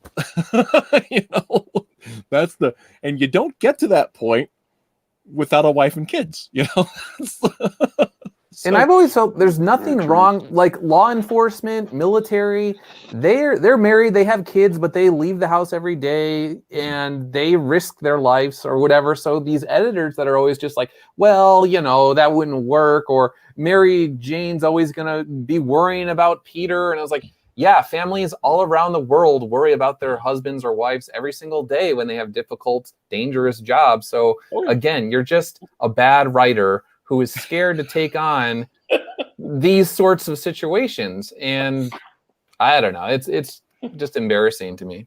No, and I think that's real true. And so I think that, this comes to another aspect about, are we made to suffer as long-term comic fans, right? So I really believe that comic books are an American mythology, right? I think they have the same elements, the same forces that have pushed along mythology and folklore in every culture. And I know not every culture is exactly the same. I'm trying to say it is, but there are commonalities because we're all humans, for love of Pete. And with that, I think that because of that, you can study these heroic archetypes that have consistency to them, right? And so, the idea that Batman would ever stop being Batman is like anathema to his character. And I think, look at Batman Begins. One of the things that makes it so compelling is that when we meet Bruce, he's a wretched, broken person. He has no joy in his life. He is only existing because he won't kill himself. He's a haggard being. And then Terry comes and says, you have to do something. You're Batman, right? And when Bruce says, I can't do anything because I'm old, right? Suddenly Terry takes it upon himself and Batman has a resurgence. Bruce becomes himself again by mentoring this guy, and he has to suffer from mistakes he's made, and he deals with consequences and all that kind of stuff. It made that great because Batman doesn't quit, right? If he does, he stops being who he is, and we see that so violent, so actively with that. My favorite story in that whole Batman Beyond thing too is there was a story where somebody was sending out subliminal messages through television, and it was basically, Batman, meet me at this place. And it's Terry and Bruce both show up in costume and they're mind controlled to fight each other. But when it's all done with, Terry's like, why are you here? He's like, well, because I still think of myself as Batman. Yeah. So when you hear a message, Batman show up, I show up. Yeah, exactly. And that is it. That is a great one. It was, and it also is sort of like, because there's this grudging respect that old Bruce has because he's just like, whippersnapper. Am I the only person that wants to see a Batman Beyond movie with Bruce Campbell as an ancient Batman? Well, not now. That would make a Batman Beyond movie tolerable to me. Yeah, I mean, I hadn't really considered it until I saw Bubba Hotep, and he did such a wonderful job as an old Elvis. And I'm like, he's got the chin. I think he's the guy. But of course, I don't cast movies. I just hang out in a basement in Nebraska. So, but no, I think that's one of the things too, is like we have these characters and they have a natural progression, but because of the model of the way they want to do stories, they don't want to let them go old and die. And DC and Marvel are terrified of creating really new characters and marketing them. I know one of my personal, I don't want to just hog the mic, but I got to talk about this. Did anybody else read The Silencer? That was a series that was out a couple years ago. No. And Romita did the first couple issues, and the writer, I can't believe I'm forgetting his name. He did Aquaman at the same time. He's an English guy. Anyway, Silencer comic book. of writer. course, the internet will answer what I can't remember at the minute. I'm going to kick myself. They're racing for it. Yeah. Peter B. Gillis, Brent Anderson. Oh, wait a minute. They both did art on it. You and see, so it's Marvel, so that's why I don't know it. So did Patrick Zurcher. Oh, come on. Anyway, I'll leave it for now. It's just like I'll move on. It's an original character. It was tied deeply into the Talia al Ghul and her Leviathan organization. That there was a big event in DC Comics 15 years ago. It's a rival criminal organization to the League of Assassins, right? And it was all built into that thing. So it was tangentially connected to Batman, but not really, and all kinds of stuff. But it was an amazing series. And this is a woman who was raised to be an assassin and left that life to be a mom, right? So she marries a guy who's like a social worker, and he's just got a normal job, and they've got this kid, and all of a sudden Talia al Ghul comes knocking, and her whole world starts falling down. And so she has to try to like fight off these killer robot assassins and protect her family. And if she can pull it off, keep her secret life secret, so she doesn't scare away her wife and kid. I mean, her husband and kid, because that's a whole different, world that she doesn't want to intersect. And it was really fun. It was so much fun. And they didn't market it. They had one crossover in other characters. It was an issue of a couple issues of Nightwing that crossed over with it. They didn't do a whole lot. It was part of that new Age of Heroes thing. And it just died after the second, or third major arc. It just died. But it was such a fun story that should have been one of the top things they marketed. It was a super empowered woman who was trying to own her own future. She was biracial. She was, all this kind of stuff that everything that DC says that they want out of stuff, but because they didn't make it Batman or something, they didn't feel like they could market it. And it was one of those things that oh man, it bummed me out to the very pit of me because it was such a fun story that had my money every month. But it's like every time DC wants to make new characters, they don't make a new character. They make a run of new characters. Like you said, the new Age of Heroes, they did all of that. They just threw a bunch of issues out there. They did Bloodlines. They threw a bunch of characters out there. They never just come up with, here's a guy. Let's put it in make him cross over into a couple of places, get his name out there, see if there's interest, and then introduce him in his own book if there is. Right. And that's one of the things that that's what happened with Tim Drake as Robin, too. And they had even when they introduced Miles Morales, he became the Spider-Man of the Ultimate Universe, which I hate. But I don't hate Miles. I hate the Ultimate Universe. The whole thing is a wash. I don't even want to get into how much I hate it right now. I could spend 20 minutes about it. But when they brought him over, do you prefer the new universe? Actually, yes, I do. I do like the new universe. Am I the only one? I don't know. No, I loved it. I loved it when it came out. Kicker Zinc, Green Lantern, Starbrand. Yeah, all that good stuff. That was Starbrand. Yeah. Yeah. My favorite is actually what is it? It's Project Moritati.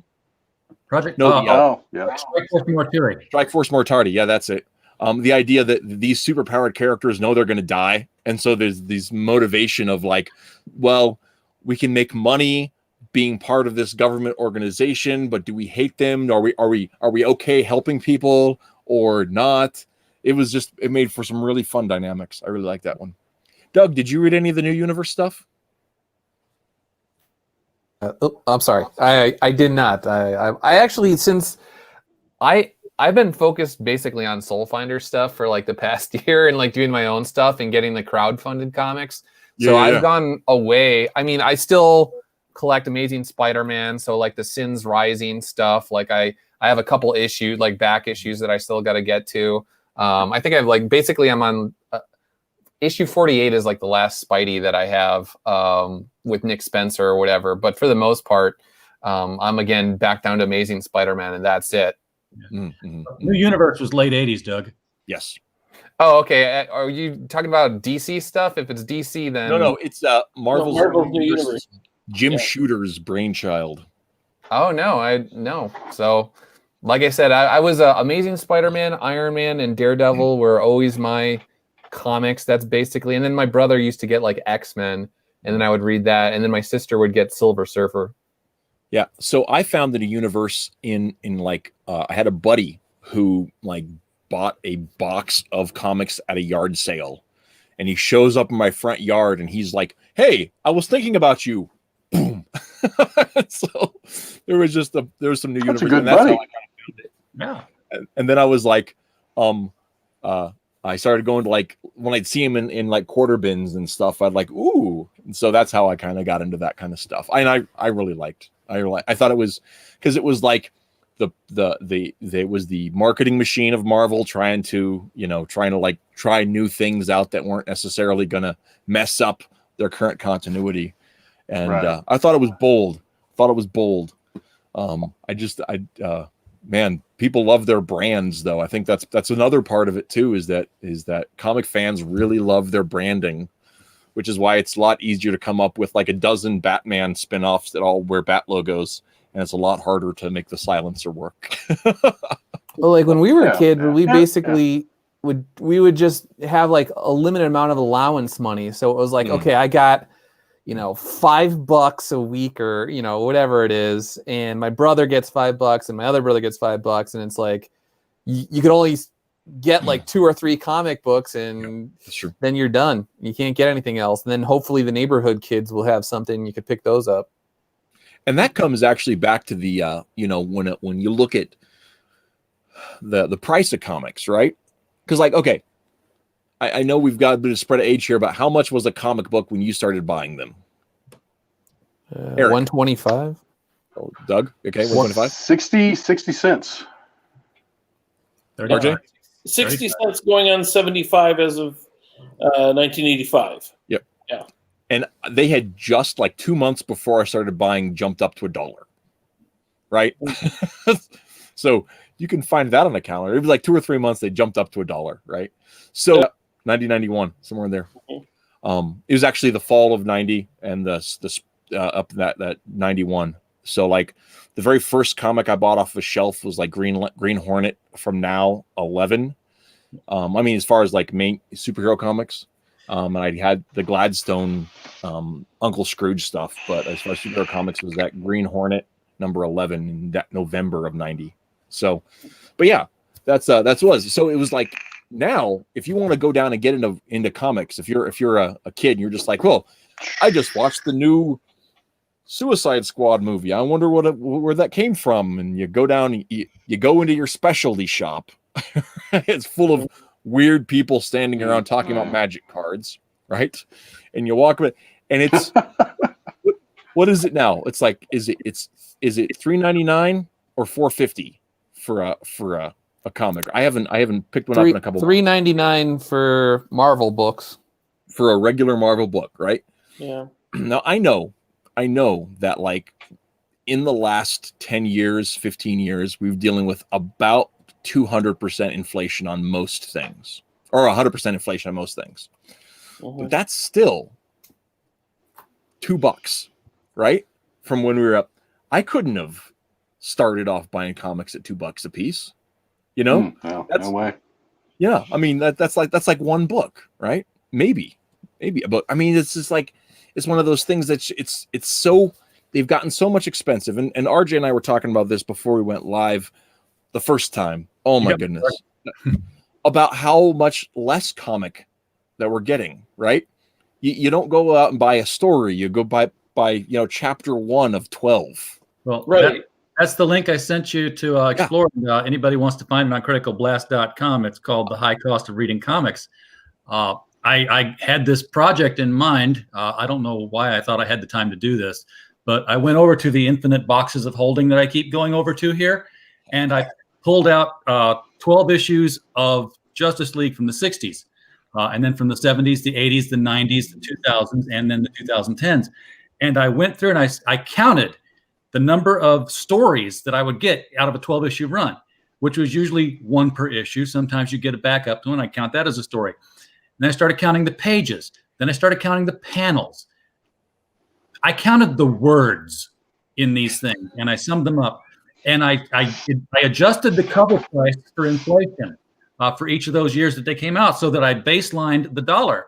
And it was sort of a plateau until you got past the 80s. And then all of a sudden in the 90s, you're getting a lot fewer words for the dollar that you're spending, a lot fewer panels, a lot fewer stories, because now you got 12 issues. You might have one story if you're, or maybe get 2.5 stories out of it.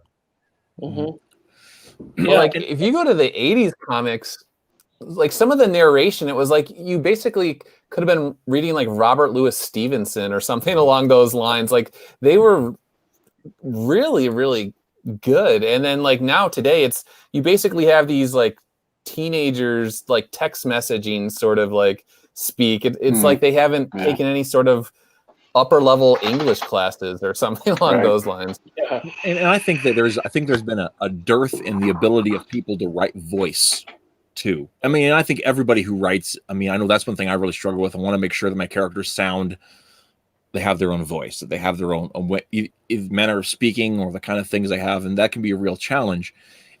But at the same time, it's like, are you actually transmitting meaning through the writing, through the dialogue? Do they need to be saying anything? And if they are saying something, that you've really got some punch to it, I forgot who was speaking earlier. Someone was saying how, I don't know, basically like the heroes are just kind of like bad people or whatever. And it's like the Seinfeldization of comic books. Like Seinfeld was a good show, don't get me wrong, but it's like they were just generally kind of not good people.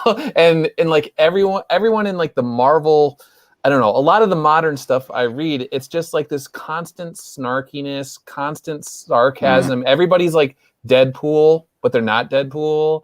And it's just, I don't know. I don't like it. Yeah. And I think there's a place for Deadpool, who's just riffing off Ambush Bug. But there is a deep cut for you guys. But even, I'm sorry, what? That's where Cheeks comes from. That is true. That is true. Cheeks the toy wonder. Threw me off, man. I'm just laughing at it. No, but I think there's a place for that, because I do think that comics don't need to just be superhero action. I mean, one of my favorite books. Well, I love Peter David's Aquaman because it was a great marriage of mythology and superhero action. Although he should have gotten Mara in the picture much earlier. Because that's what you come for. I mean, honestly, if you're going to find something that makes Aquaman stand out, it's the fact that he's a happily married dude, and the fact they've been waffling about that for 20 years. Yeah, they're not married. They're just in a long-term semi-committed relationship. Because Bud was talking earlier about how they didn't want to get characters to get married because it makes too much of complication. And I was about to say, well, if they don't like complications, please don't ever let those writers touch characters like the Flash, the Atom, or never mind, because guess what? All those marriages have been wiped out since then. Mm-hmm. Yep. Yeah. Even I mean, like, just don't get me started on Wally. Wally was my boy. Anyway. Okay. Sorry.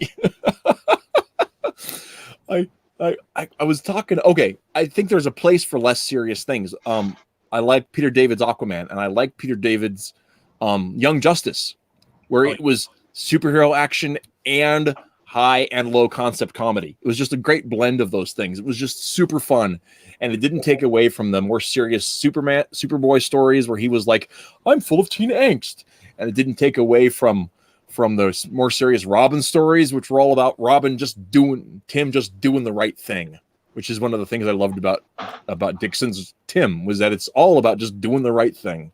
Mm-hmm. And then, of course, Impulse was even more comedy than Young Justice. Oh my goodness, was it ever? But they did a great job of balancing those things, and I think that like an irreverent, tongue-in-cheek kind of Deadpool makes a lot of sense. I mean, it can work really well, but like not everybody should be Deadpool. Not everybody should be any of these things. And I think that like I think a lot of us old cranky guys who complain about comics sometimes don't want only comics for us. We just also want comics for us.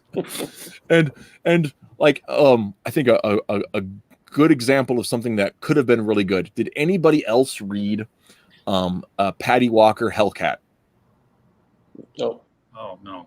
The more recent series that what's her name did, Kate Leth, right? It wasn't terrible, and it was a character that wasn't being used anymore, and it could have been just a really good comic that was written for young girls. It had a really good premise for young girls, kind of a Betty and Veronica mystery kind of feel to it, but set in the Marvel universe. But the issues that I read, it's like they couldn't decide the market they were writing for. Are they writing for college kids? Are they writing for young girls? Are they writing for people that really liked Rocky Horror Picture Show? Yeah. Well, Patsy Walker's history is kind of all messed up. Patsy Walker was Marvel's answer to Archie at the time. And then, when Hellcat came along, they said, who's going to be this Hellcat? Well, we're not doing anything with this Patsy Walker character, and we own the name. Let's just, make her a superhero. And she's just sort of like stepped out of Archie and into Marvel. It was weird.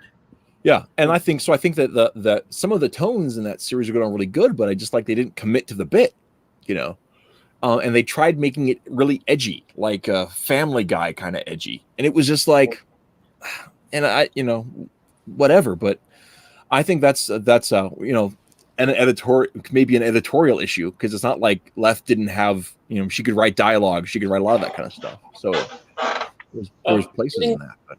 Getting back to what RJ was talking about with the, the density of comic books and the amount of story that you get from them. Yeah. That's something that I've really had trouble with the deconstructed writing, the writing for the trade, where this is going to be 1/6 of the story. And sometimes it's really not a story that needed 6 issues to tell, but that's what they're aiming for. And I think back to, some of you will remember this, the Justice League All-Star Squadron crossover, the 5-parter that had those George Perez covers with the character faces down the side and across the bottom, and the last one is like Per Degaton saying, "I win," and everybody's going, "Oh," it's just... Yeah. That one was epic. That was 5-parter when they didn't do 5-parters. Yes. You want to talk, RJ? No, I'm saying preach. High-fiving me.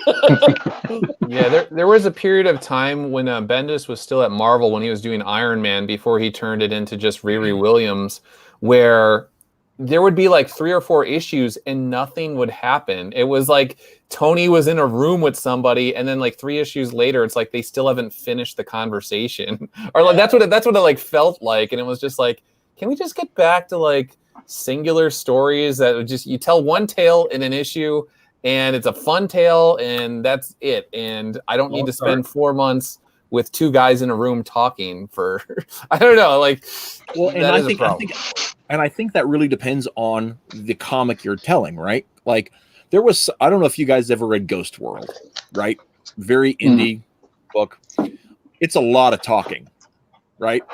But it's also a lot of this girl being disaffected and wandering around her town feeling superior, right? That's the thing. It's not an action comic, right? It's not pretending to be an action comic. There are no superheroes. It's just this underground story about this weird girl and who doesn't belong where she is, or doesn't think she belongs where she is.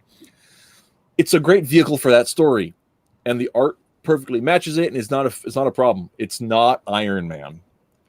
And I think sometimes people, and I'm a big fan of genre crossing stories. I think it's really fun to take those ideas and play with them together. But you have to be able to tell both of them, right? Young Justice was both a fun comedy story and serious superhero action story. Yeah. Right.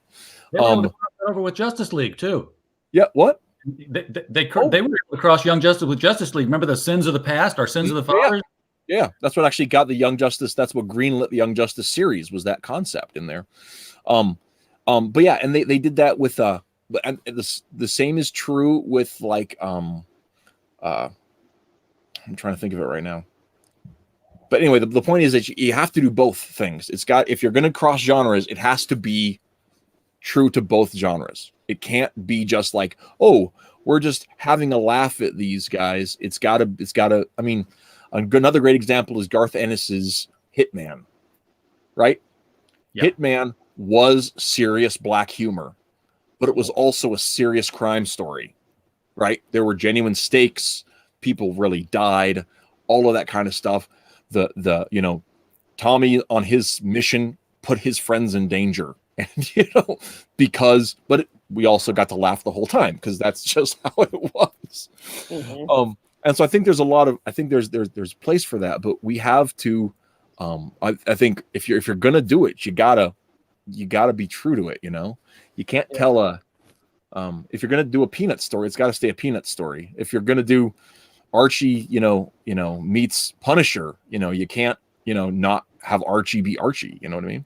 Yeah. Well, Hitman's tone is hard to get right. I think. I mean, Ennis can do it, and I don't know that anybody else could do it quite like him, because I remember the issue where he, the main character Tommy, finally has a night with his girlfriend. They've never had sex before, and then her mom comes home and she kicks him out onto the fire escape, and he's getting dressed out on the fire escape, and he's just sitting there dejected, and you hear ping ping, and the whole thing falls off, and the fire escape falls off this horrible old building.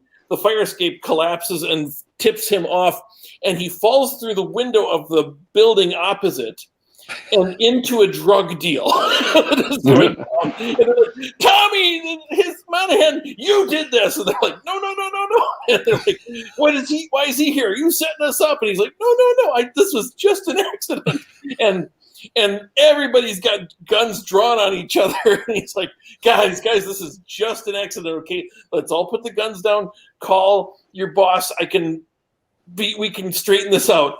And one of the guys kicks the door open. A guy who wasn't there kicks the door open, says, "Pizza's here!" And he's got 10 pizzas in his arms.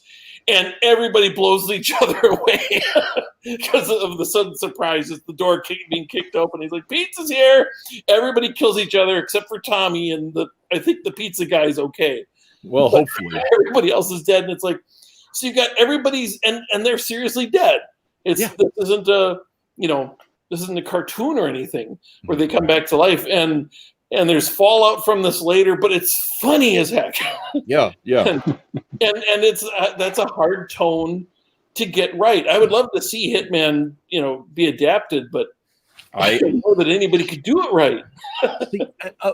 Somewhat side note, I kind of would love to see it, but I also wouldn't. I mean, like Guy Ritchie could probably direct an amazing Hitman picture. Mm-hmm.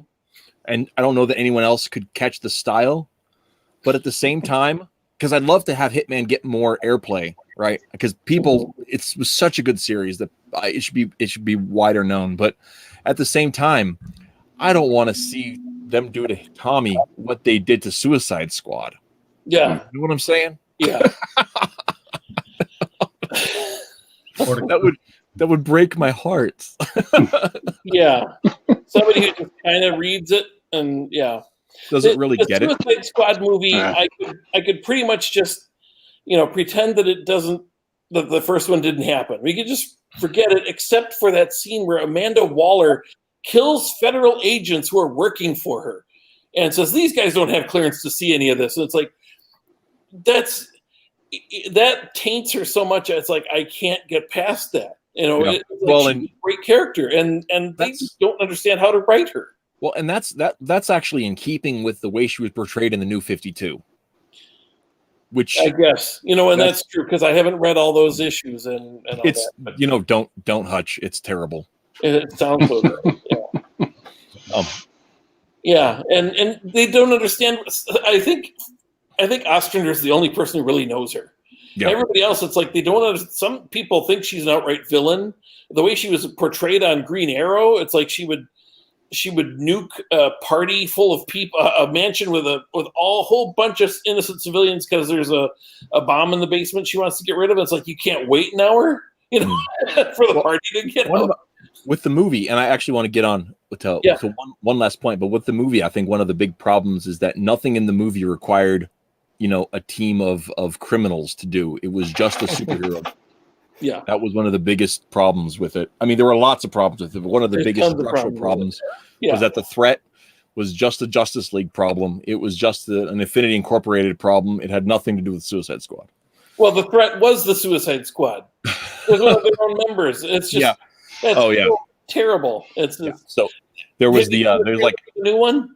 Did you see the I haven't watched or am aware of anything. I am so over Hollywood, like I can't even explain it.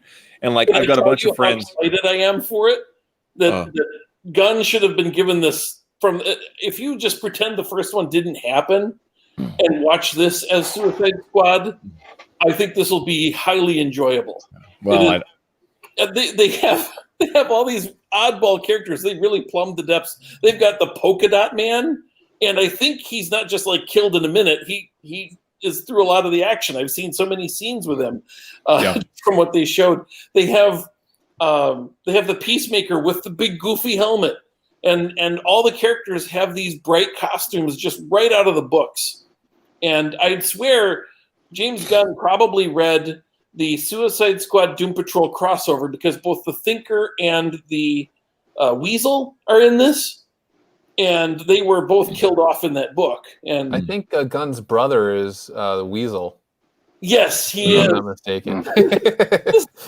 He's all CGI, but that scene they have of the Weasel just at the window and his eyes poke off in different directions, and he just looks absurd and it looks funny.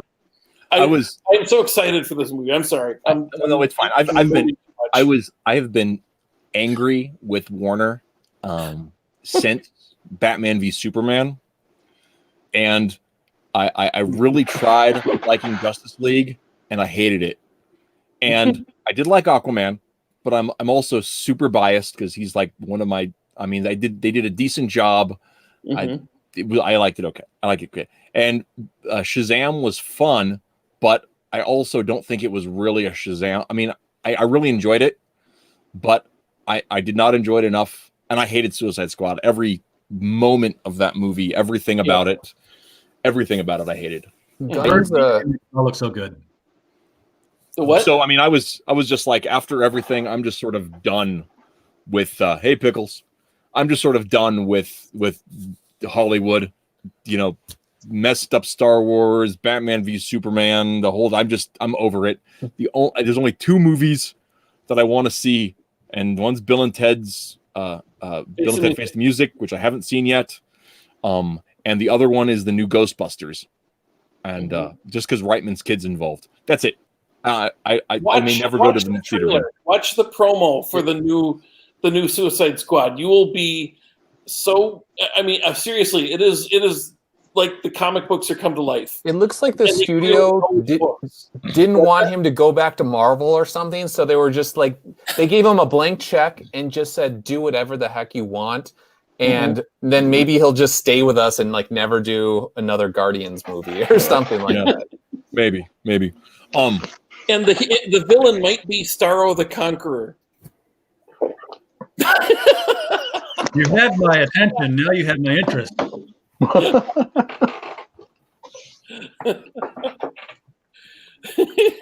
As someone who doesn't read DC, it looks like insanity on the screen, but not in a bad way. It's just check out the trailer. And I'm not even like a huge fan of James Gunn, but it looks pretty interesting. Yeah, I kind of think James Gunn's a garbage person, but doesn't necessarily mean his films are. Hang on. Now there was one final line of questioning that I had in my head, and thinking about how much I hate Batman v Superman really distracted me. Sorry. No. Why'd you say that name? I hated Man of Steel, but go ahead. I didn't I didn't hate Man of Steel until I saw the how it should have ended, and it pointed out such an enormous plot hole. Right? If only there was someone I could talk to who knew about Zod. And I was like, oh my god, the entire movie doesn't make sense. And then it was just a house of cards. It just fell apart. Not a random priest. Yeah. Well, I didn't, and I kind of liked him talking to the priest to begin with. Oh, I did. Yeah. But then I was like, wait, he could have just talked to the holographic image of his space dad. That would have made sense. The fact that he refused, he didn't have the common sense to lead the superpowered assassins away from giant crowds of people. That makes him stupid.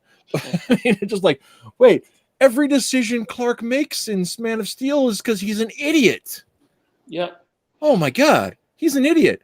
And then it's a 30 Batman v Superman, man who doesn't have direction, who doesn't have a job yet. Well, and I kind of forgave that a little bit, but it was so stupid. And then by the time you get to Batman v Superman, he's still just like, oh, I don't know what I want to do with the world. I don't know what I think about justice. I don't know what I think about truth. Does truth even exist? Oh my God, you have soul. Just end it. And then Batman was so easily bamboozled. I'm like, that's it. I'm done. I'm not going to live in a world with a stupid Batman too. I want to go on the record as saying that the Snyder cut is not going to matter because it's still Snyder who was so bad on both Man of Steel and the Superman versus Batman. Yeah. I mean, he doesn't understand the character Superman at all. He doesn't like him. Mm-hmm. And he was the wrong person to be given that stuff. And here's going to be a Zack Snyder movie. Of course, he can do it a little better, but it's still going to be awful. Well, and here's the issue, right? That I can't get over. Everybody's excited about release the Snyder cut. Hey guys, there is no Snyder cut. It doesn't exist. That's why they're going back to filming. They're going back to CGI. They're making a new movie to play on the hype, but there is no movie. It's not a Snyder cut. They're remaking the movie using old archival footage plus the new stuff. They're doing a special edition. That's what they're doing. I said the trailer I saw for it, I was like, when it first came out, like, this is not, I did not see this movie. This is not like extra scenes. This is a totally different film. Yep. They went back to the tape. Oh my gosh. Anyway, I got to think back on the theme about, because I had a, and we're almost at an hour after having to restart the whole stream.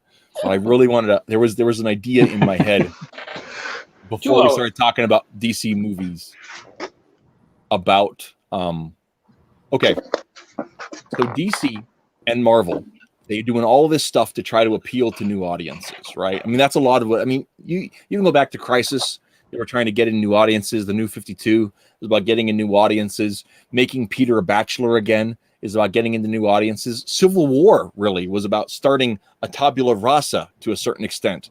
And every few years, they have some sort of event that shakes up the DC universe, the Marvel universe, that's supposed to be a universe-wide starting point so that everybody, hey, you've never read a comic book, come down and check out our comics. They're exciting, or they're politically advantageous, or they're woke, or whatever the selling point of the year is, right?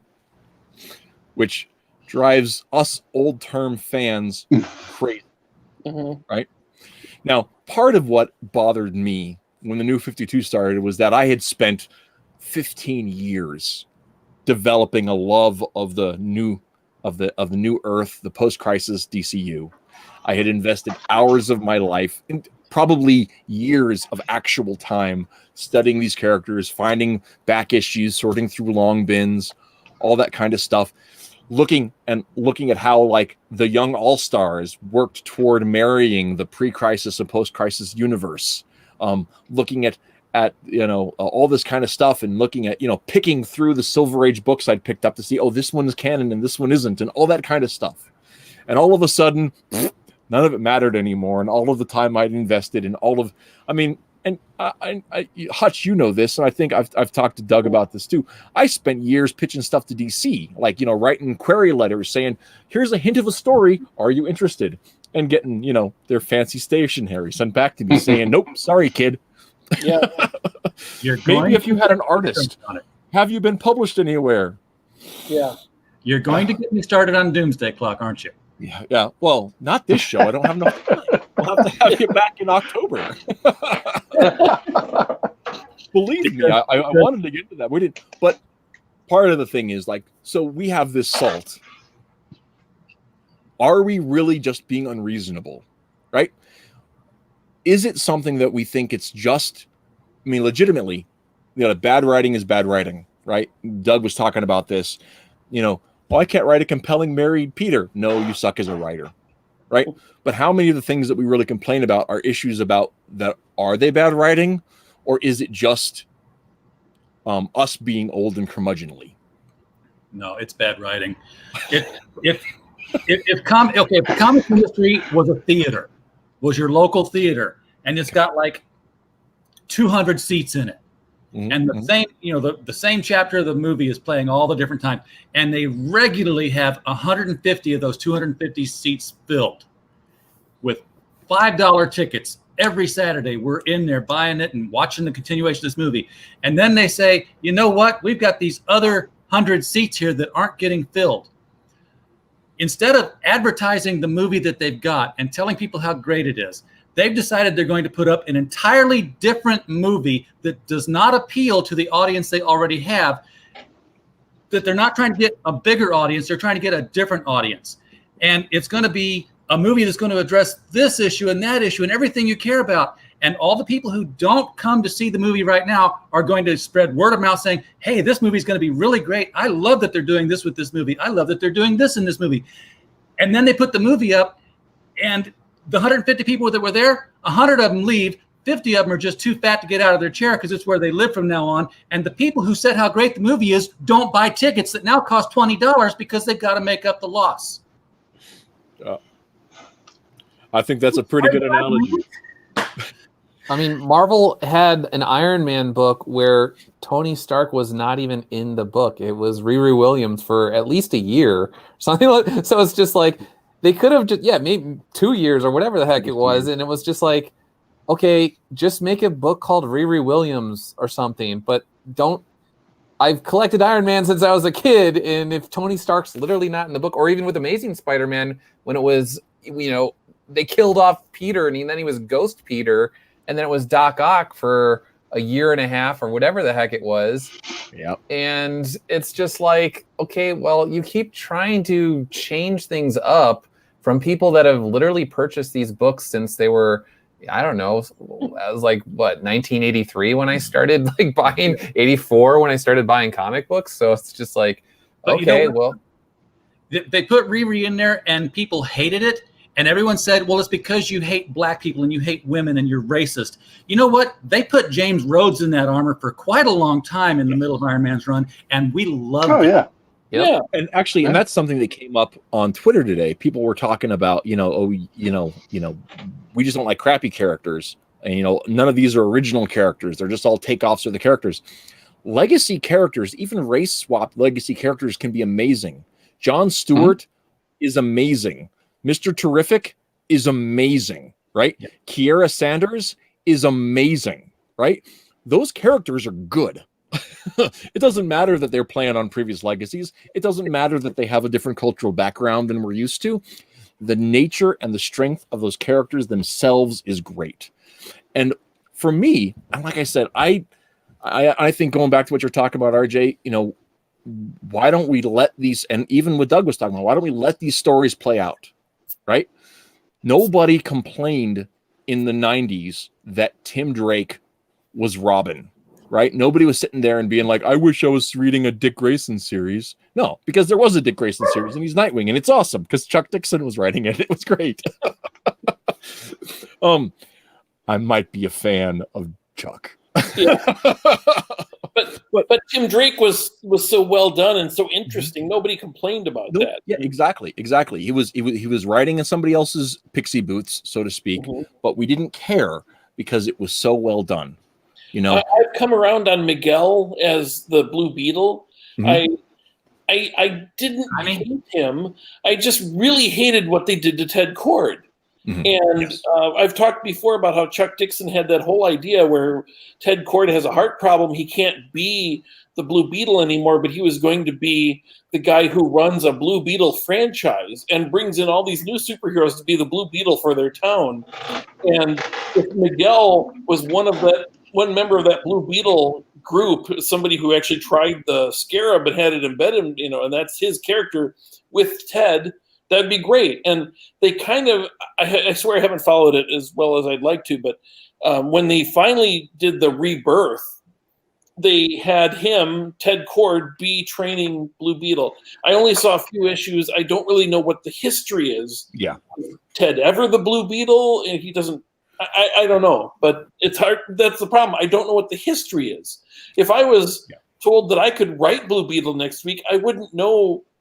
It's like I wouldn't be able to do anything that has any history. I could just write a present day story of, there's Shockwave, go fight him. Okay, and it's done. No. Yeah. There was an issue. There's a reason. There what? There was an issue of Amazing Spider-Man during Dan Slott's run where Spider-Man and Iron Man were basically supposed to like mentor Miles Morales, and they met at a baseball field or something along those lines. And Iron Man and Spider-Man were fighting like they were teenagers like the entire time, and Miles Morales then had to be the grown-up in the room and basically like chew them out. And that to me was like an example of how they basically try and tear down the iconic characters to build up these new characters when there's literally like there's no reason you have to do that.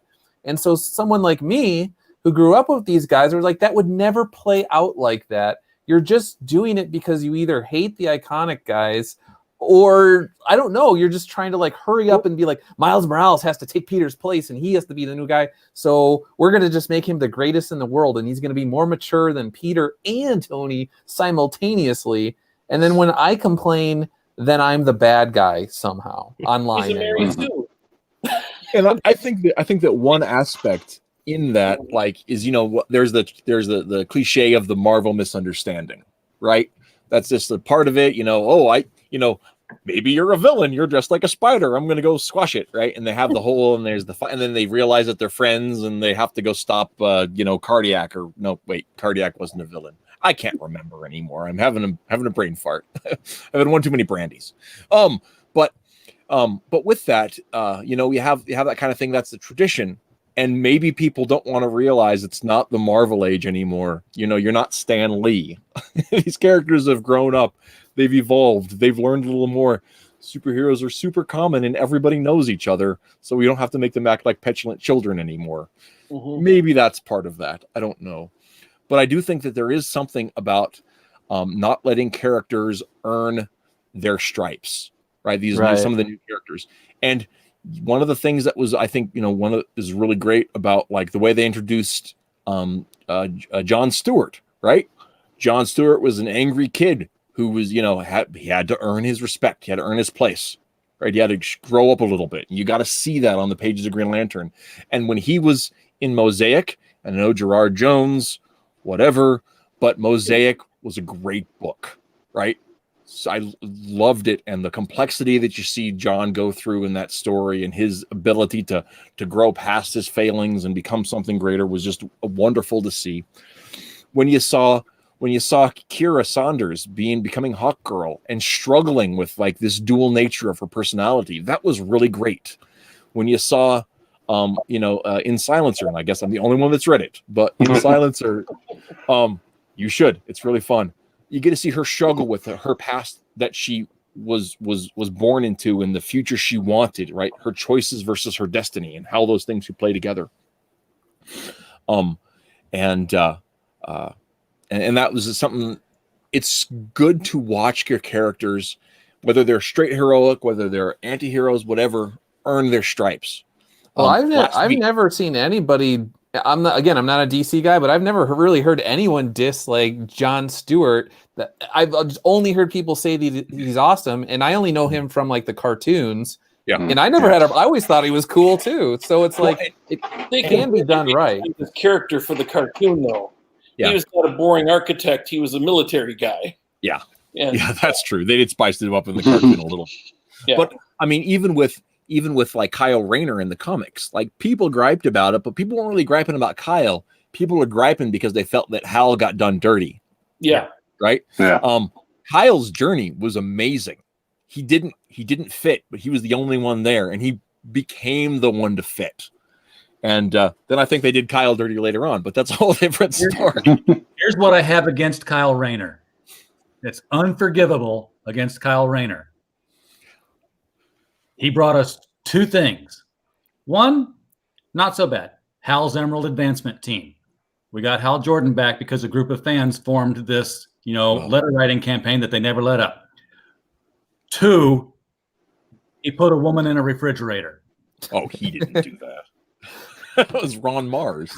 Ron Mars did that. The Kyle Rayner story got a woman in a refrigerator, which in turn gave us Gail Simone. Now, I'm going to cut you off there because I think that I don't agree with how she got in, but when Gail was still part of the Dixonverse community, she was writing solid stories. Yeah.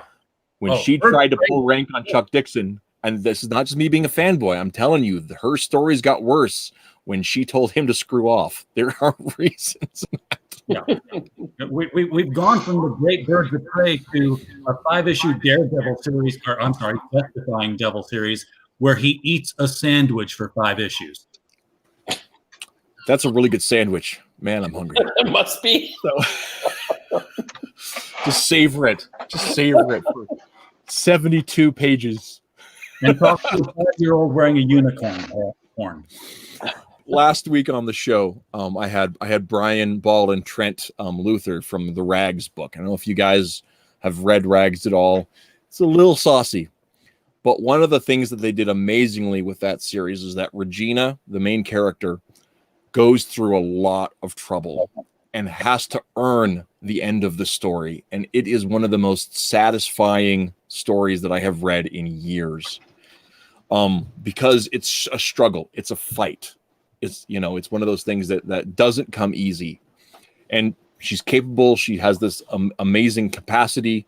But it doesn't mean that it's not a hard slog. And when you look at some of the characters, Riri Williams, you look at Miles Morales. Not he didn't. I think used to be, but it kind of became that. These characters that are just kind of handed this gravitas and not having to earn it. Even Spider-Man had to earn it coming up, and it was his book, right? I mean, he would get his butt kicked. Oh, all the time. In fact, somewhat side note. When Spider-Man 2 came out, I had a friend who didn't like the movie, right? This is the Sam Raimi movie. He said they should have called it Spider-Man, Peter Parker's Crappy Life.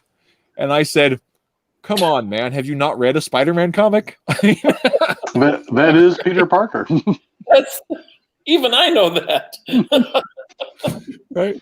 It's about his struggle to become, and that's one of the things I love about the Spider-Man character is that who he is as Spider-Man, right? The persona he puts on is who the boy Peter Parker wants to be. And you get to watch him grow into being that man through the course of the stories. And that's why, the next rational stage was marriage and the next rational stage was fatherhood. And I feel like we as fans got robbed from that. We ought to see, him, being a dad and all that kind of stuff.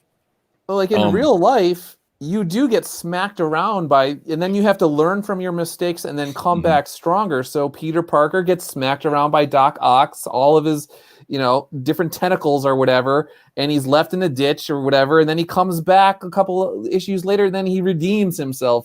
But when it comes to like the Bendis Riri Williams, he literally was giving interviews where he's like, yeah, she's smarter than Tony Stark. And if you don't agree with that, then maybe you're just a bad person. And you're just like, okay, whatever, dude.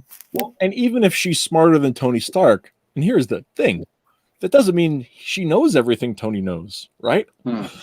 I have a kid who I guarantee is smarter than I am, but I still know more than he does for the next couple of years anyway, about the time he moves out, I'm sure he'll have caught up at this point. Can I tackle your point that you've been kind of talking about whether to have the problem is that DC has like revamped itself 3 times that I can think of. I mean, even before, when they did the New 52, they didn't reset anything with Batman, although they said that it was a 5-year timeline now.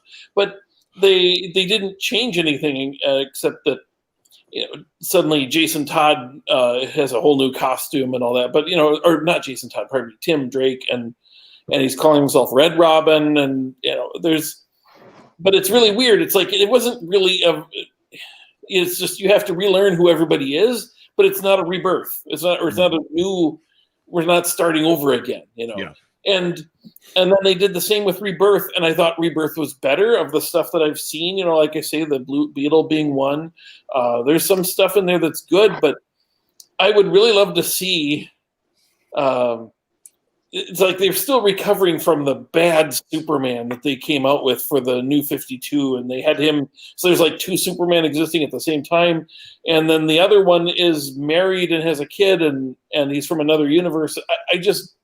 It's really weird. It's like DC, if they really want to do this, they should have everything stops here, and we start over, including Batman, including Superman, including everybody. We start here, and then 10 years down the line, we do it all over again.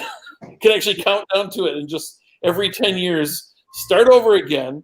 And because there is a problem with the stuff having a continuity that goes on forever. It's like you can't, like, if I was trying to get into Marvel now, it's like the history of Doc Ock and what he's been through and all the long history of Dr. Octopus. It's like, it's a lot to. He's been Peter Parker for a while. What is this? I don't get that. But there's. He's dated. You're not alone. It's not worth getting, Hutch. Just You're move not on. alone, dude. Hutch. There's a unified. I'm going to do it, Matt. I'm going to condense it down. But this is my unified theory of the DC universe. There's a reason why it keeps getting reset all the time, and that's because of Doomsday Clock.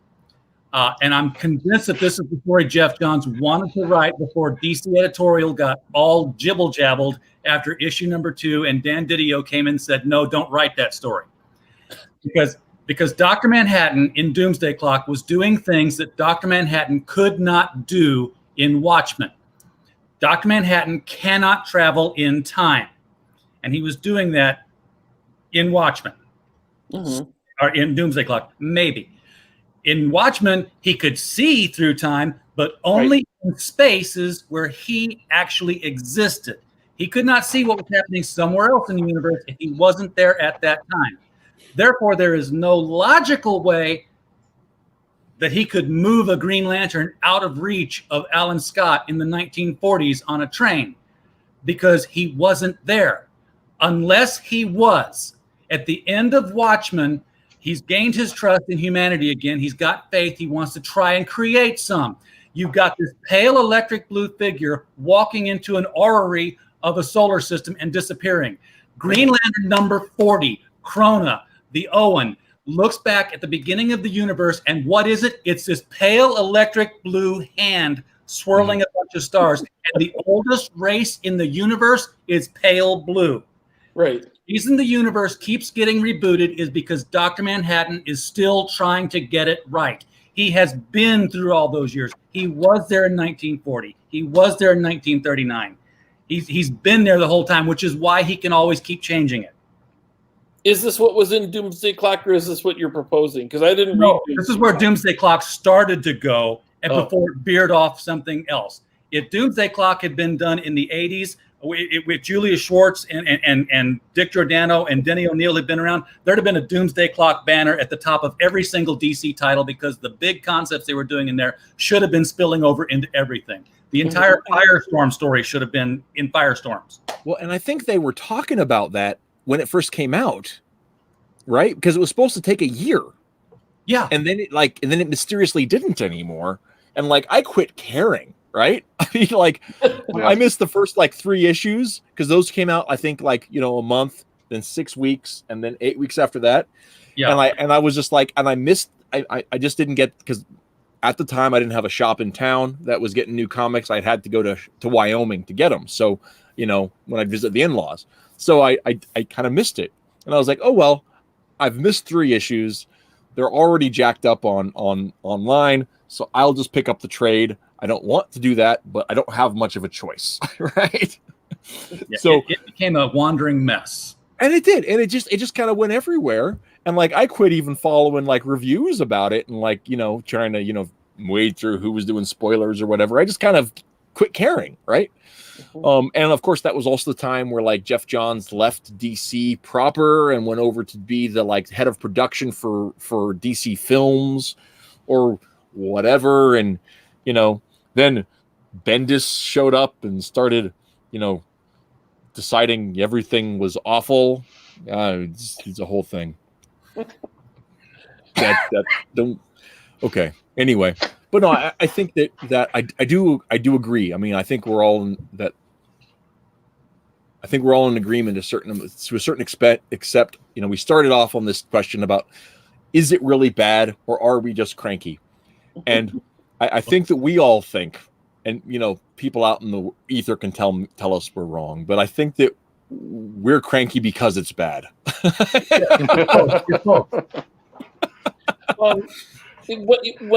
I don't necessarily want to, because I love the long history. I do. I love the long history. And I kind of wish we had it back. But what I notice is that when like a new animated universe starts, they get a chance. This is their chance to say, okay, what if we did this to this character? What if we did Bane this way? What if we did Bane that way? And they've had they've had a big red Bane, and they've had the one on Young Justice who's like actually smart, like he should be. And then there's it's like every time they do a new animated series, it's kind of like they're rebooting the DCU, and it's like this is how they want to do Superman this time, how they want to do Batman this time. When they did Supergirl in the DCU post-Crisis, she was Matrix, and then she's an angel, and then she's I don't know what. they've had like 4 or 5 different attempts at bringing Supergirl back, and what they did in the animated, the Tim animated series, was they had, since they can only have one Kryptonian, he's the last son of Krypton, they had her be from the next planet over, and I was like, that's brilliant. She's not actually his cousin. She's got a different history. She's from a different world, but it's from the same, it's like probably a distant Kryptonian race or something, but it's like, that was just ingenious. And it so worked. And I wish that they could have done that in the DCU. It's like every now and then I wish they could rewrite the DCU and fix some of these characters to do them the better way that they were done in one of the animated series or in the movie or whatever. Well, the thing about Crisis, one of the things they said was there were too many Kryptonians running around. There was, there were Phantom Zone villains, Superman, Supergirl, Superdog, Supercat, city full of monkey. So they crossed it all down. Well, not all the supers were actually from Krypton, though. That's true. Worked with a centaur cursed. But then they said, okay, we'll do Man of Steel. We'll get down to just one Kryptonian. It's Superman. Mm-hmm. And now they've gone back. It's not just, Superman and Supergirl and Krypto anymore. You've had the entire planet of Krypton come back. Yeah. Just go somewhere else. I'm like, that totally ruins what drives Superman most of the time, is the fact that he's, the last of his kind. Well, and I think, and I think that like I agree that like Superman should be kind of the last one in a lot of ways, but I also think that that's not what really drives him, right? What drives him is because it's the right thing. Yeah, and that's the thing that so often they didn't get, and they didn't get in the New 52, and it wasn't Straczynski. Was it Wade who did Birthright? Yes. Yeah. He didn't get it, right? When they reintroduced Jonathan Kent, Superboy, and I'm trying to think of Tomasi got it, and Jurgens gets it, but they're the only people that touch DC that understand his motivations are just because, well, this is what you do. This is the right thing to do, and you do it. Yeah. And now we have 2 Superboys. Yeah. Oh, yeah. That could have been. I mean, okay. This is Bendis again with the new Young Justice. Last note on this, man. Every other issue was terrible when that came out. Like the first one was really good. 2 was bad. 3 was really good. 4 was bad. 5 was bad. 6 was bad, and I quit. That was it. But his potential of having Connor being a dad on an alien world or in Gem World, that was like some really fun character development, and then they just threw it all away.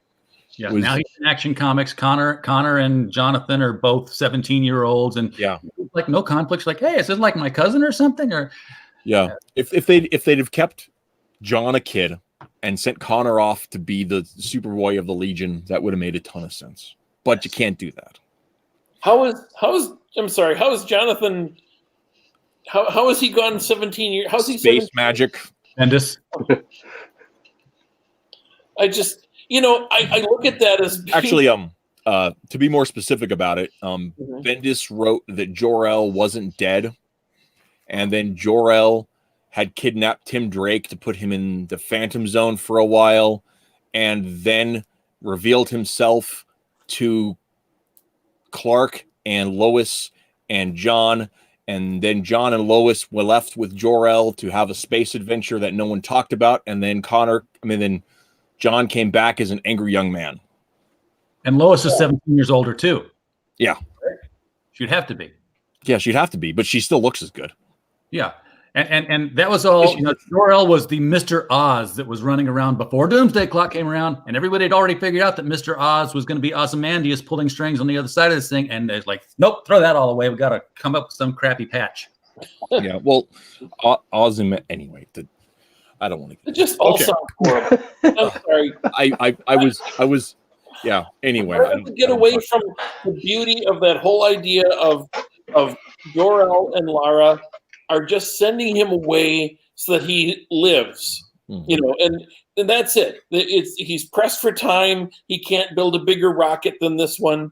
He's just got to put his baby in it and hope for the best.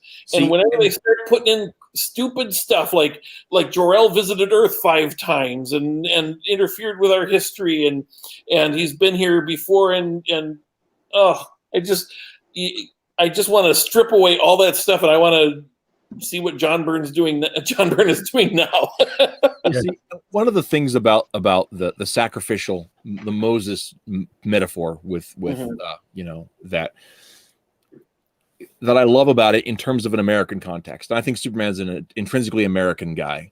And we should wrap up after this because it's been a long time. But because I know we could keep talking for hours because we have. But is that like, as an immigrant story, right? Superman's parents giving him up to the future, giving him up to a life in Kansas, right? Is the same as leaving the old world, right? The old world, its old grudges, its old hangups, its old societal way of being doesn't matter. People, I don't know everyone else's stories. I'm only 3rd generation American, right? That my great grandfather's father brought him over. They left their language behind. They left their people behind. They started changing the spelling on their name to fit in. It's not a hard spelling. They added an E, but still. Right? And I will go back to the Welsh spelling because it looks cooler.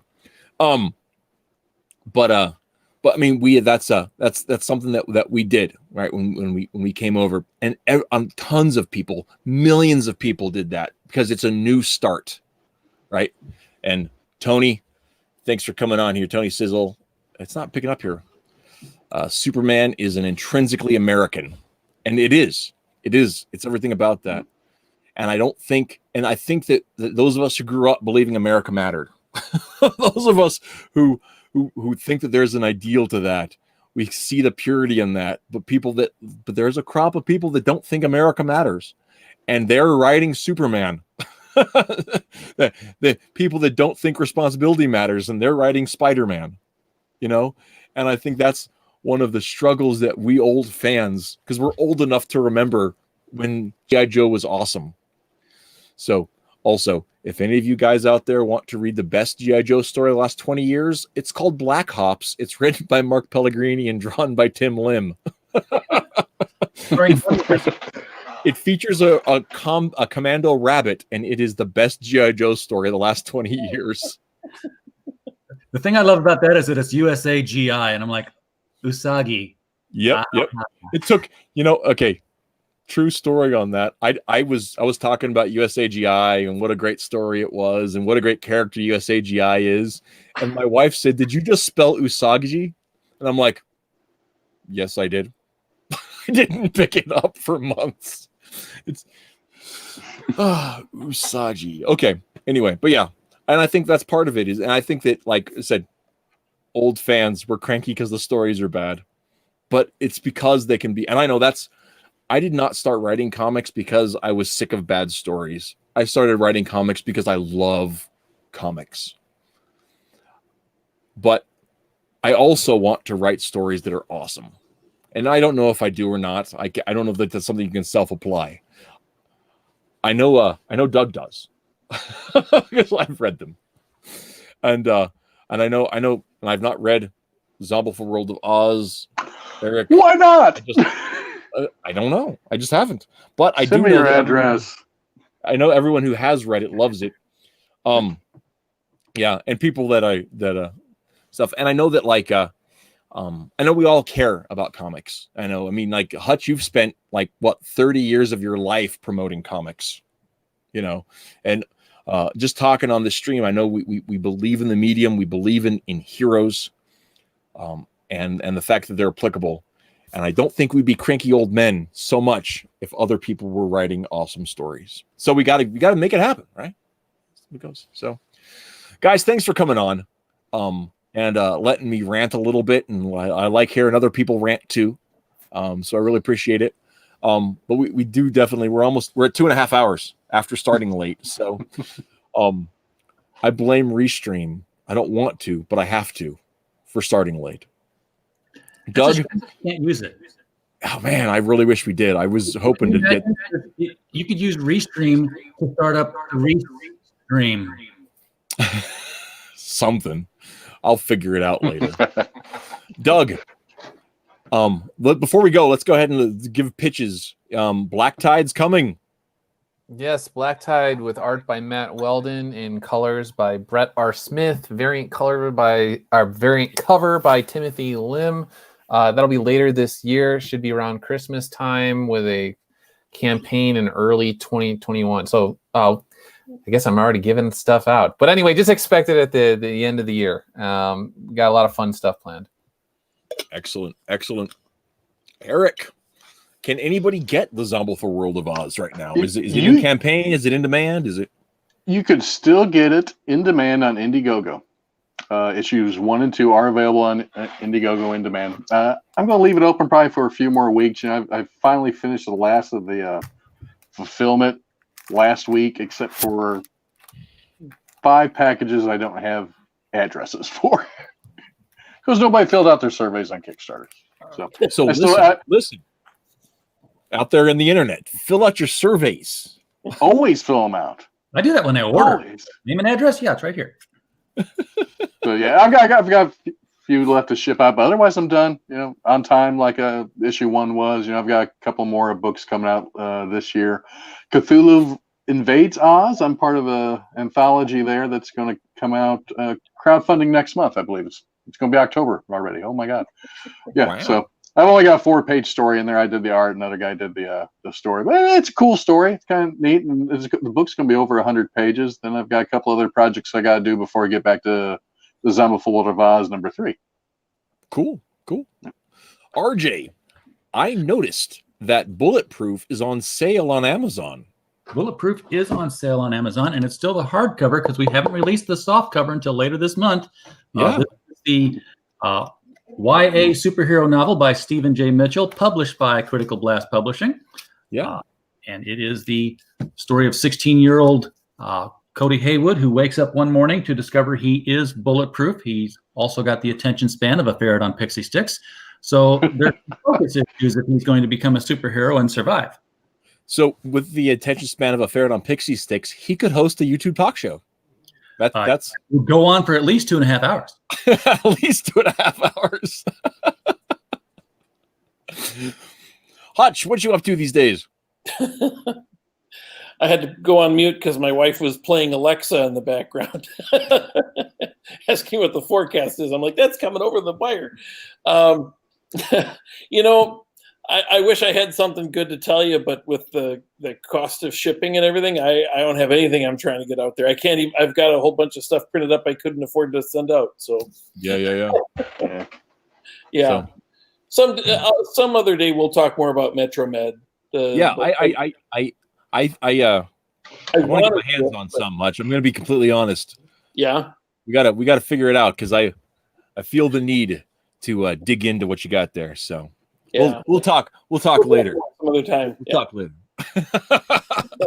So okay, guys. I of course am Rhys. My comic Forces of Good and Evil, which you can find. There it is. Hey, forcesofgoodandevil.net. We just wrapped the most recent story, Panic at the Ren Fair, which you can read in its entirety on our website. We are on hiatus while we work on some 4-print projects, which you can follow as they are being done by supporting us on Patreon, which I don't have my own Patreon link here. Well, it's because I've got here.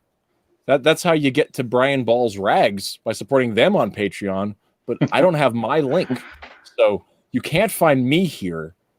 You find half-naked gingers here, not me. So I don't have one. You'll have to take my word for it.